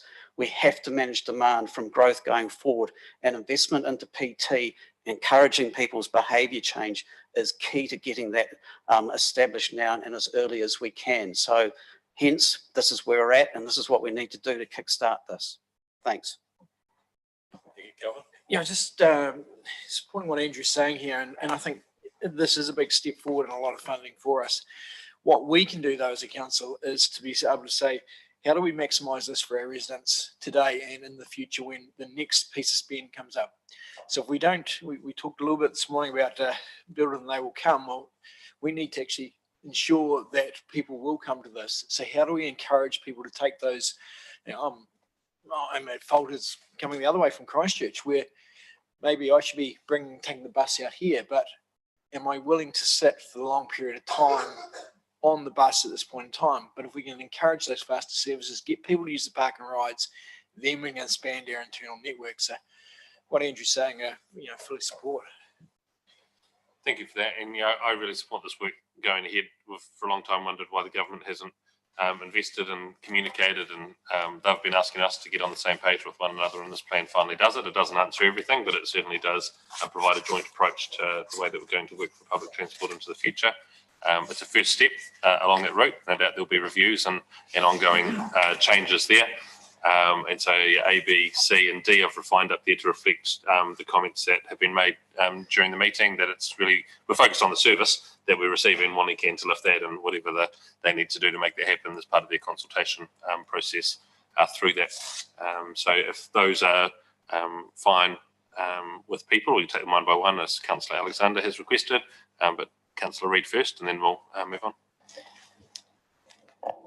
Thanks for that, and thanks for Sophie about saying that we need to do something about it.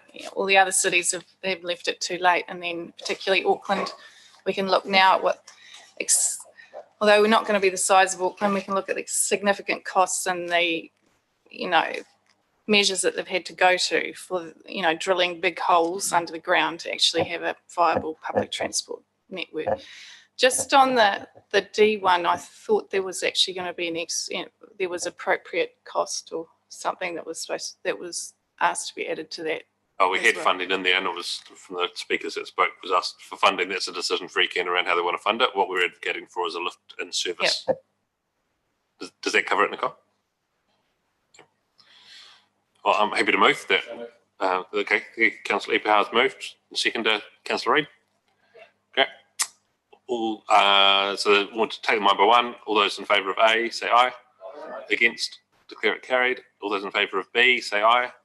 Against, declare it carried. All those in favour of C, say aye. Against, declare it carried. And all those in favour of D, say aye. Against, declare it carried. So follow up from that, Andrew, if you're able to write a submission D that I can co-sign, and we'll get that away to ECAN ASAP if we can. Thank you. We're going to break for afternoon tea, and then we'll come back and have the last couple of matters in our open meeting, water services monthly update and transportation monthly update. We'll reconvene at past because it's 20 minutes. Thank you.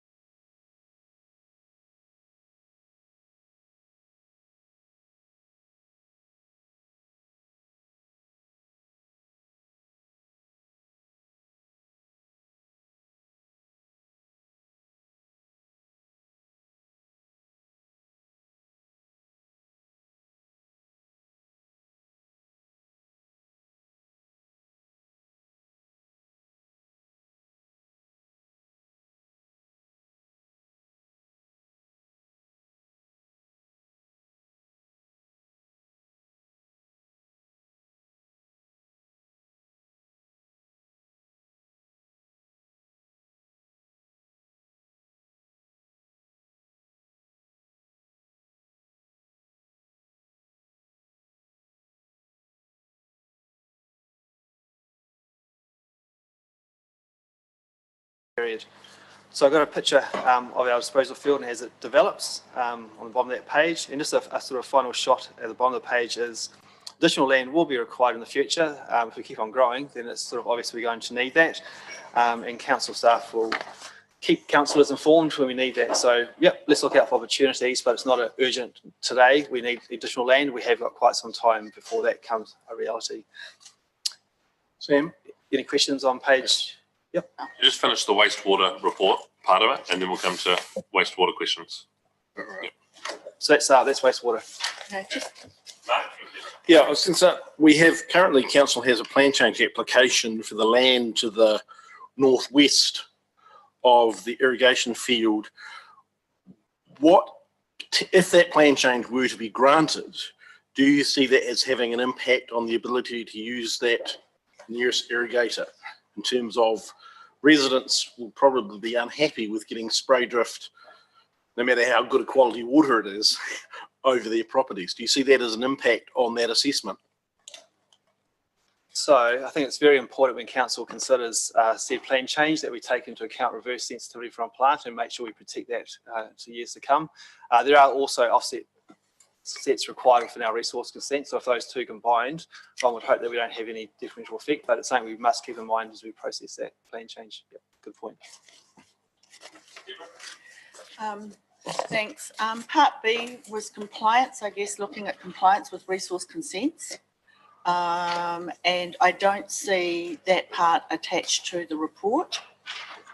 Have we had any resource consent compliance issues with regards to, don't know, maybe the travelling irrigators having an impact on the availability to enact the resource consent? Just trying to highlight, are there any breaches? Yeah, listen, I can't talk to that off the cuff, but we will going to report on that later stage. So we haven't dropped that off. So we're happy to talk about that at a later meeting. Okay, thank you.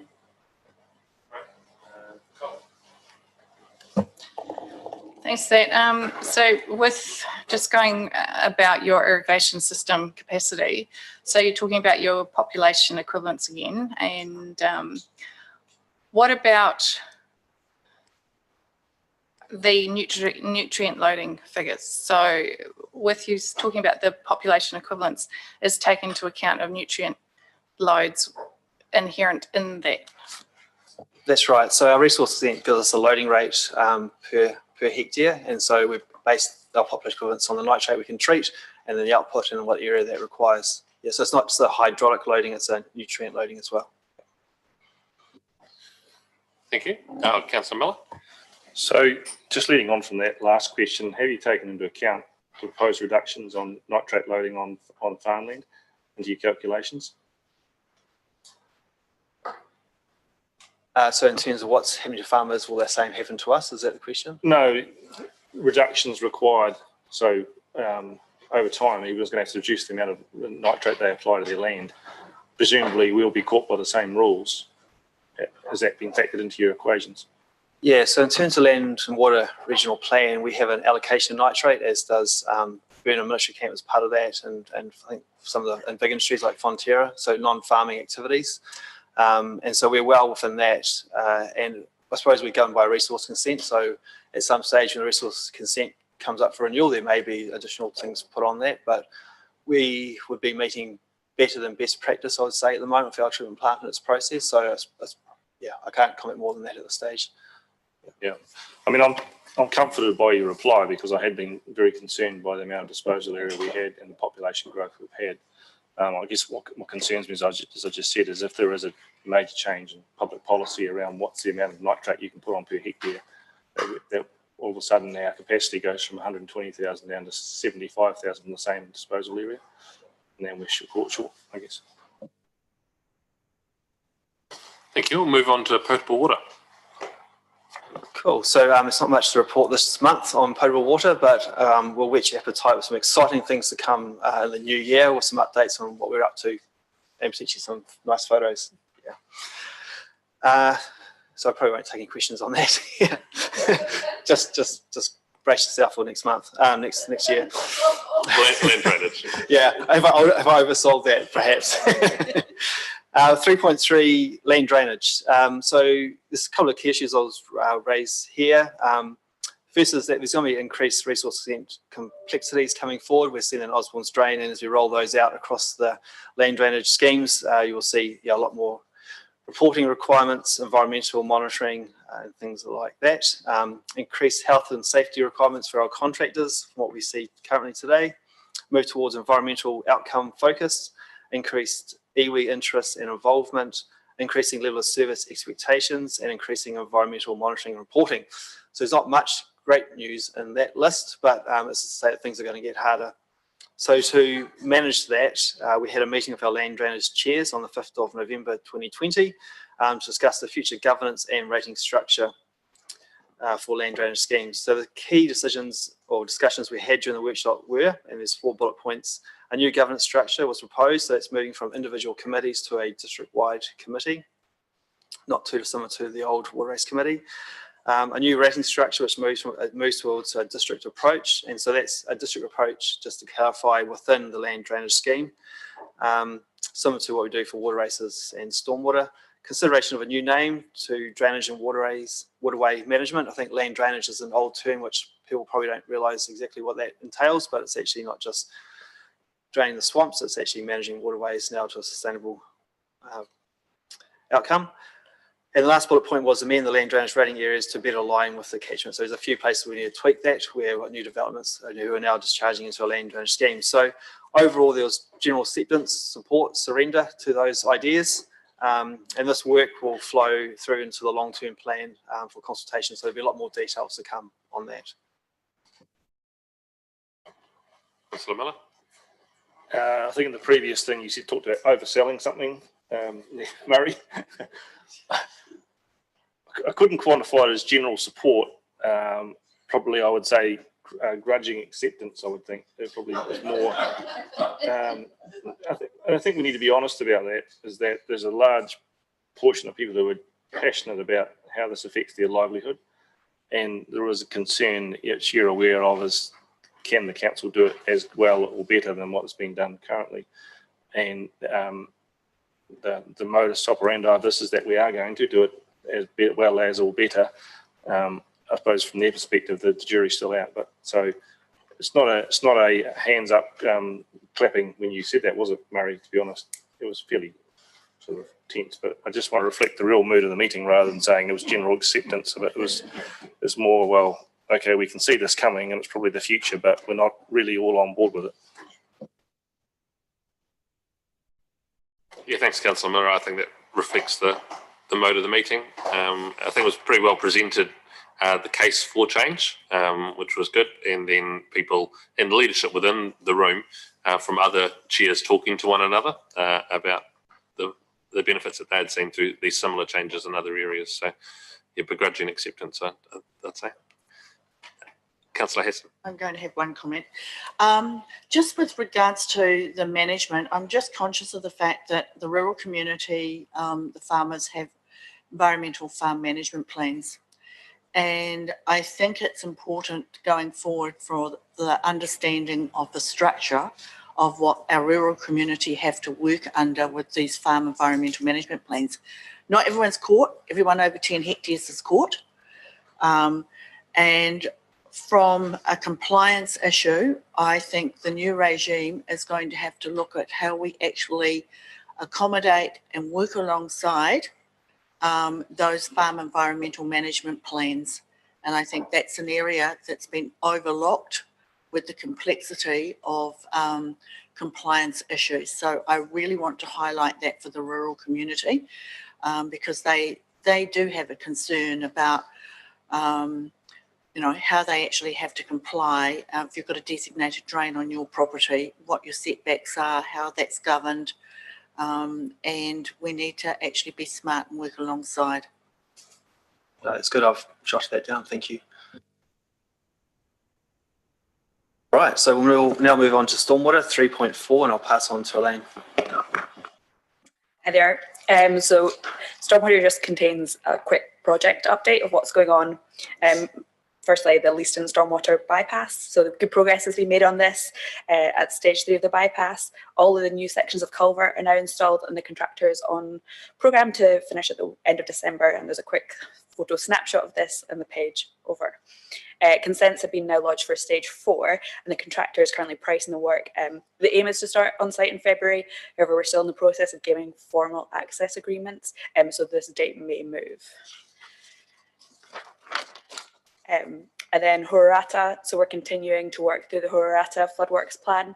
A number of items have been completed, including culvert upgrades and flow control, but we're still working to, still continuing to work through and try and resolve some of the issues that are preventing the other projects that need to occur. This includes working with ECAN and their contractors on the willow clearing in the Hororata River and Cordy Stream, and hopefully making some progress with DOC around the river works that need to happen in Happy Gerald's Creek. Any questions on stormwater? Just to add to that update around Hororata Stormwater, I had a meeting with David Ward, with the CE and chair of ECAN, because of issues around resource consents to be able to do the work that we've funded now for over 12 months and have been unable to achieve, and the inability to have even pre-application meetings to scope what work needs to be required. And so the CEs of both organisations are now working through how that might work together. If David was here, he'd be able to tell you more, but just to let you know that has been brought up with them directly.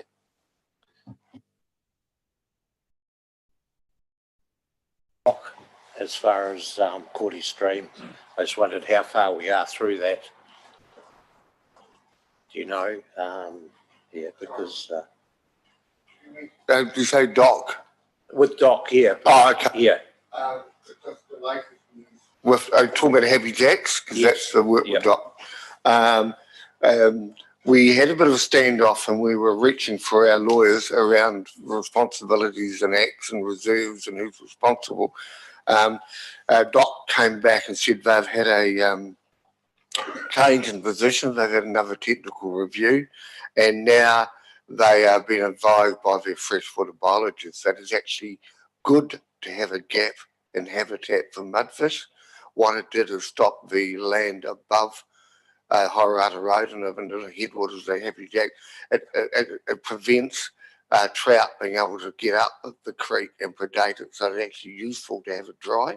And so on that basis, we will get, ECAN will approve a gravel removal. We just got to wait for the DOC to officially tell us that. So it's good progress. The other issue is Sam and we've had a bit of feedback since the meeting with the ECAN chair and CE. We're still hung up a wee bit because of need for resource consent, because of the plan change 7 that went through. That's unfortunately, it's actually made everything harder. And even the work that the river engineers could have done under their normal practice has now requires resource consent. So it's one step at a time, one step sideways, but it's getting there. One of the other things brought up at that meeting was, you might recall, the last 3 years we've been asking ECAN to extend their river rating area to include further up the Selwyn Waikatikere River, including areas of the Hororata and across almost to the Hawkins River. And when that was brought up in the meeting with them, there was almost sort of blank faces that nothing had been done and things. So just to report back that isn't currently in their LTP considerations, and if we would like it to be, then sorry, I should have thought about this beforehand, but may I suggest that we pass a resolution now that I write again, including with the letter to Andrew, and include that a review of the river rating area to increase its scope across the catchment for the Selwyn Waikatikere River be included for consultation in ECAN's draft long-term plan. Yeah, when we receive the report, if that can be a B, which will word along those lines. Thank you. Water races. Yeah, so just moving on to water races. So there's just an operational note here, I guess. Talk about one of the significant issues we've had over the past month in the Upper Ellesmere scheme, where there was one property that was still reliant on water races for stock water, and it lost that supply for over 3 weeks. This occurred as a result of race cleaning undertaken by a private contractor, and made worse by issues that were happening from the supply point at Early's pond intake. I guess this is an example of something that's of the issues that we talked about in last month's report, and just showing you the effect that this can have, and how it's not always under our influence. And so SciCon and staff here at SEC worked really hard over that period to get that supply back, and just wanted to note that in the report. Thank you. Questions, Councillor McInnes and Hassan? Just a quick question. Is this particular property that had their supply interrupted, are they along the section of water race that we're looking at closing? Yes, so they're part of the Upper Ellesmere water race scheme, so that probably would be affected from a mass closure of that scheme. Yeah. Thank you, Councillor Hassan, and then Miller. Just on the regards to the 3 weeks, did we have to supply them with water via a water tanker to actually get access to water, or did they have an alternative well supply? So we did offer them the option of tankered water and bring a tank to their farm, but they didn't take us up on that offer. So I'm not sure if they had a well supply, but I think Murray's indicating behind you that he might have an answer on that. Which I guess poses my next question with regards to water race closures. If we have people reliant for stock, they don't have access to a well, or given that they're in a red zone, they may struggle, to get access to water via some other means, or the cost could be too prohibitive for their farming operation. How are we going to manage the stock water situation for those animals? Because we also have a responsibility under the Animal Health Act to make sure that everybody has access to water. Yeah, can I just answer that question? My understanding is that property is one of the largest sheep and crop farm left in that Upper Ellesmere area. Apparently, they did not have an alternative water source, although they have got bores recognised on their title. Water supply from water race has never been guaranteed, and as you know, probably 90% of the water is actually lost to the ground as it's transferred. So not having an alternative is actually probably not good practice. And anybody relying on water races for all of their activities around the farm is probably a wee bit not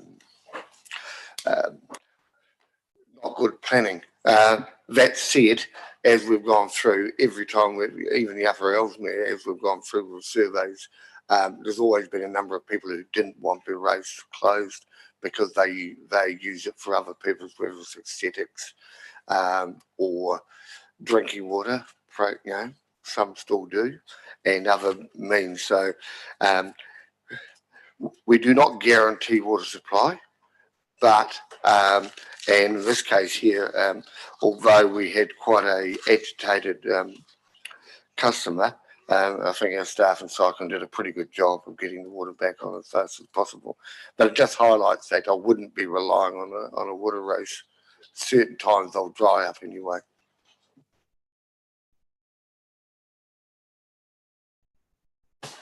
Just on the issue around that particular water race, is there all the costs that were needed to remediate the process have been captured and are known and will be passed on to? That was our understanding and direction that would be the case. Yeah. Three Waters grant and delivery plan. Awesome. So we can talk about lots of things under this section. We're on move to page 175.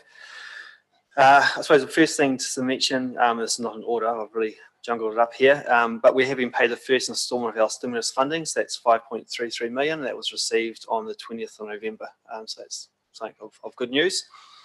But the price to pay for that has been to fill out the survey from the DIA, of which there is 1,335 detailed questions, and Alex and our team is doing a wonderful job, as with other staff members, to pull that together. It's no small feat. That survey is due 1st of February, so they've got us working over the holiday period, which is thoughtful. At the top of the page, we also will be looking at how reform could be looked at in the Canterbury context, and PricewaterhouseCoopers, PwC, has been engaged to do that work. So those are the product updates that I'll give there. Any questions on that? Some additional information there around that work was, at the moment, the government's left an opt-in, opt-out choice. The Canterbury work is actually saying opt-out doesn't necessarily mean the status quo. Opt-out could actually mean that we've got a better proposal that we would like to put forward around what change might look like. So we don't have to accept the DIA proposal as the only change from where we're going, but we will hopefully at the end of this have our preferred solution, which is from our point of view, Selwyn-centric, and then a Canterbury first before we think about what the DIA space might look like. Awesome. So I think it probably brings me to a conclusion. Under future points of discussion, I just added, Deborah, the matter you talked about, consent compliance. So we'll bring some reports about that sometime in the new year. Thank you. So does B up there, Bob and Jenny probably, does it capture what's required around a broadening of the Selwyn-Waikiri racing area? I don't know what their official name is for it, but it would need to include from the headwaters of the Hawkins through the headwaters of the Hororata rivers, which I think is the full scope of the Waikirikiri River. And again, we'll leave it up to them and whatever they want to do for their consultation around what that might look like. So, okay. Councillor Miller? Just some caution, I guess that'll be in the consultation phrase, is that when we did a similar exercise, it was people who have long riverfront boundaries. It's usually significantly cheaper to manage internally within their own resources. It's when you get a lot of small properties together who don't maintain that you have an issue. So some of the headwater, I'm guessing the headwaters could be right up in the foothills with significant river frontage, and the bill for them to be rated by ECAN could be significant. So I just want to understand how they'll consult with those landowners first to say, well, the option is you maintain it yourself or you become part of the rating network. Otherwise, you could get some very angry ratepayers, I imagine, out of that. And I guess this isn't to say they should start charging everyone from the headwaters, but the scope of their consultation needs to be with everyone within the catchment. Yeah. Okay, thank you. Deborah, you were happy to move that? Seconder? Gallagher? All those in favour, say aye. Against? Declare it carried. Thank you, Elaine and Murray. And we move on to Transport Monthly Updates. Andrew and Mark.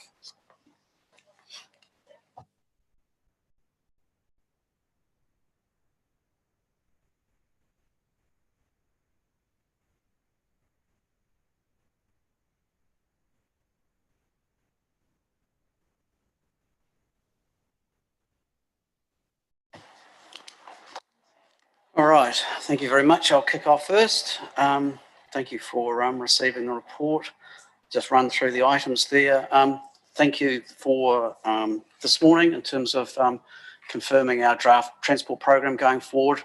That's really good in the fact that we're literally days away with having to make our final sort of bids to NZTA for the subsidised component. So good timing.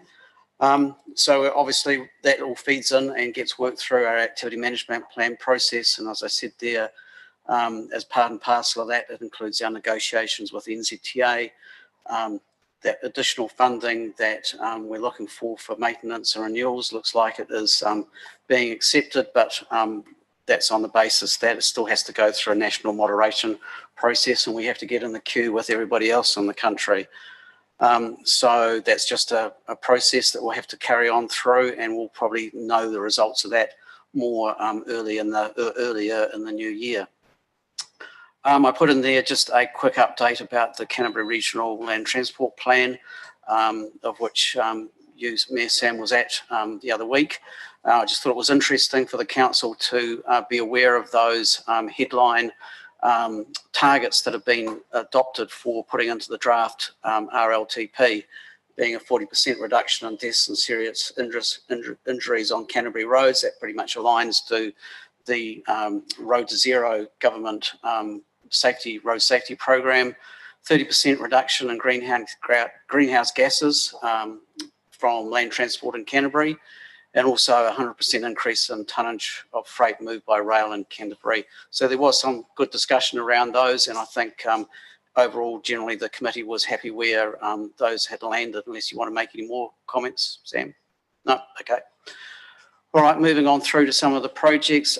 There's a report to follow in terms of the Predelton intersection upgrades, which we've got some very good news on a number of fronts there. So I'll leave that for that time. Colgate's Roads legalisation. Sorry, I might have jumped the gun with saying that the notices have already been issued. We just had to go back and do a little bit of fine tuning on some of the consultation comments around that were going out. It's either out today or now or any day shortly. So just wanted to let you know that. Greater Christchurch Transport, well, we talked about that in terms of the PT Futures report. So thank you again for your consideration of that. And then just moving on to the councillor requests, as I've sort of called it, in terms of that side of the report. Councillor Miller mentioned before in terms of the upgrade of Ellesmere Road, the Ellesmere Road arterial, which is sitting in the program. So I've just provided a bit of background where that's all come from and going to. So just in summary, it was identified quite a long time ago as part of the CRETS transportation study that was going to be one of the 3 arterials feeding into Christchurch. We've been progressively upgrading Springs and Shands on a priority basis, of which we're continuing to do so. But now you've got in the program, which we talked about this morning, the seal widening of and intersection upgrades along Ellesmere Road, which is programmed for 2024-25 at a budget overall of about 3.5 million.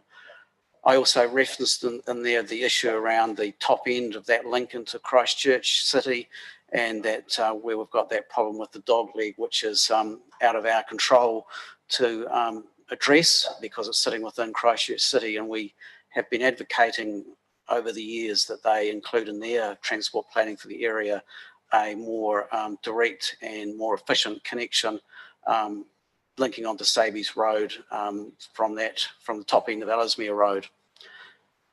And the other item would be the question around CTOC, which is the Christchurch Transport Operations Centre. So that was a sort of a partnership between Christchurch City Council, Environment Canterbury and the NZTA to manage Christchurch traffic systems, of which if you ask nicely, you could also join in terms of coming under their umbrella for the operation and maintenance of local road installations. So we got ourselves into that system and in that process just before lockdown in terms of with our new traffic signals that have just been brought on board recently. So that was really good.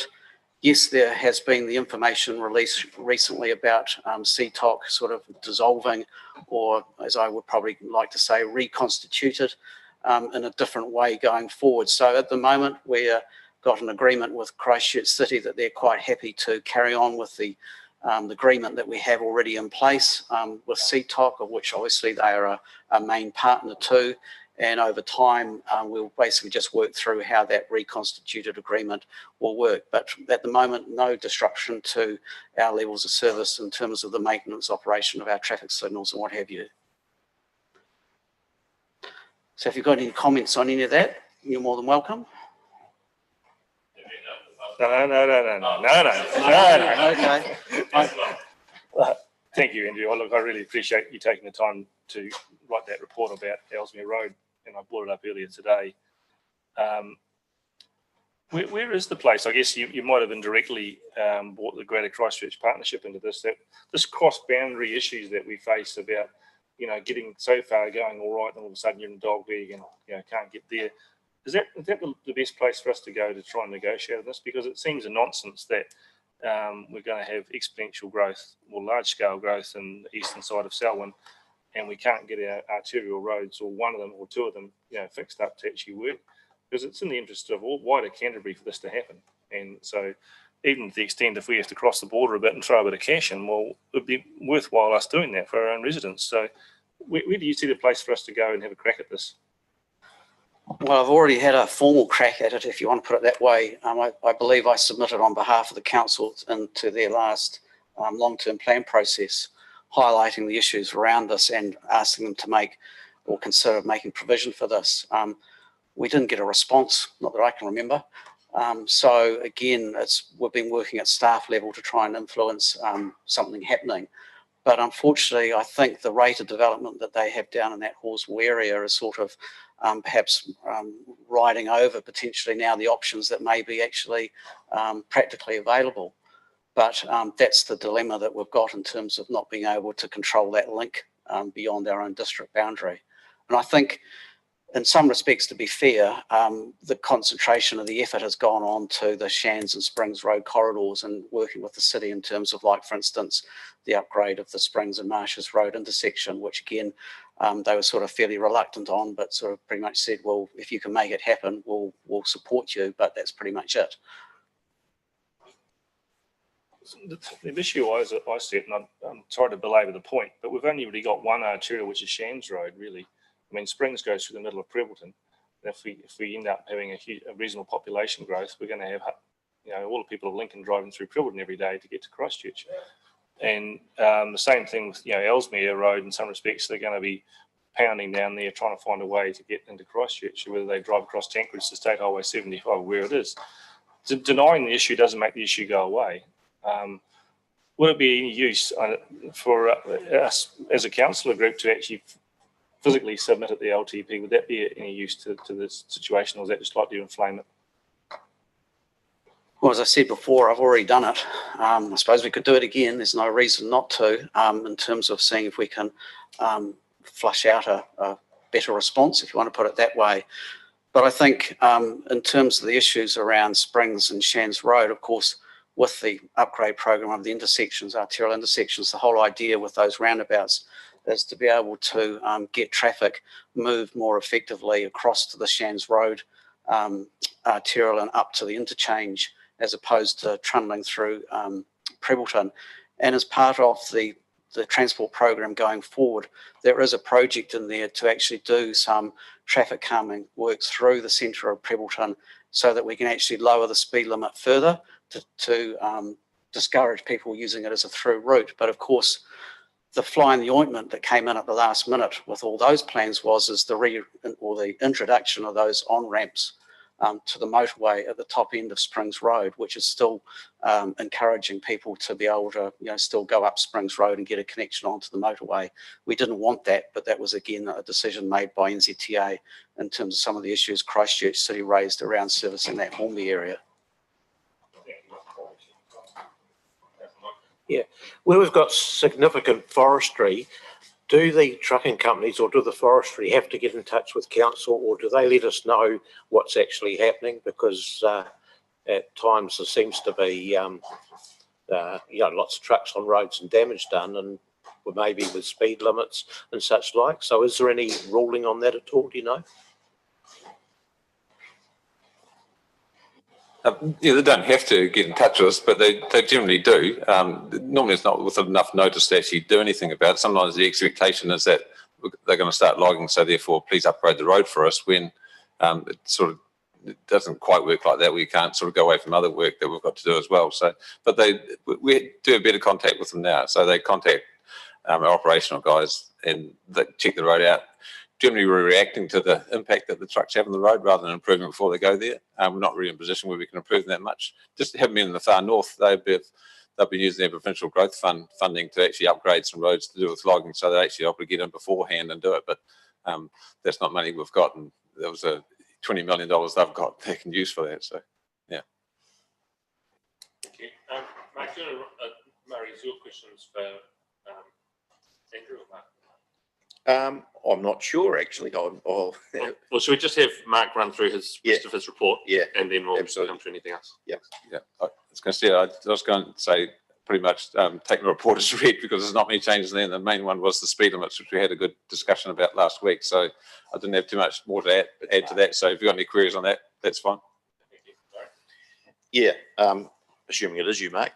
The right turning bays, just a wee bit of clarification. We were getting a wee bit of questioning on what appeared to be almost a ready to seal carriageway there, and then a rework and a dig out again. Is there anything any information you can provide on what happened there and what needed to be dug out again?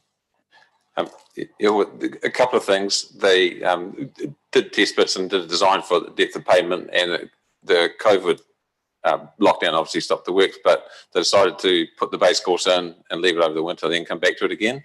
And it was all okay when they put it in. When they came back to it, they found a soft subgrade underneath it. So we had to do some extra work to actually improve that so that they could actually form it up and seal it. So did some test bits for a start, found stuff there, did a design, but then it actually got wet. Subgrade got wetter than we thought it would over the winter. So, and now the pavement on the side is much more than the existing pavement, but it was softer for some reason. Oh, I thought I'd try and end on a positive note.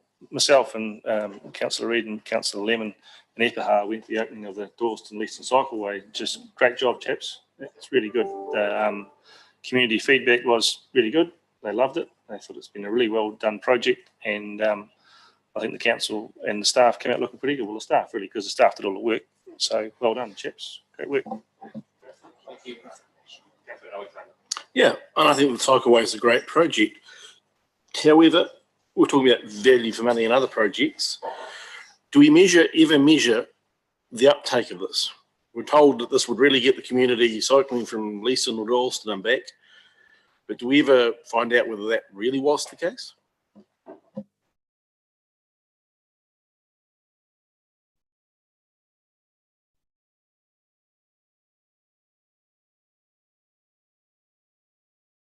Unlike with our measuring traffic volumes on our roads, actually measuring the use of a cycleway is actually quite difficult in terms of capturing people that may use it unless you go out there with a clipboard for a day.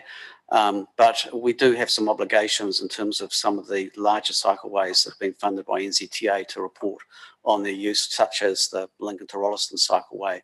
So we do that, but not for everything.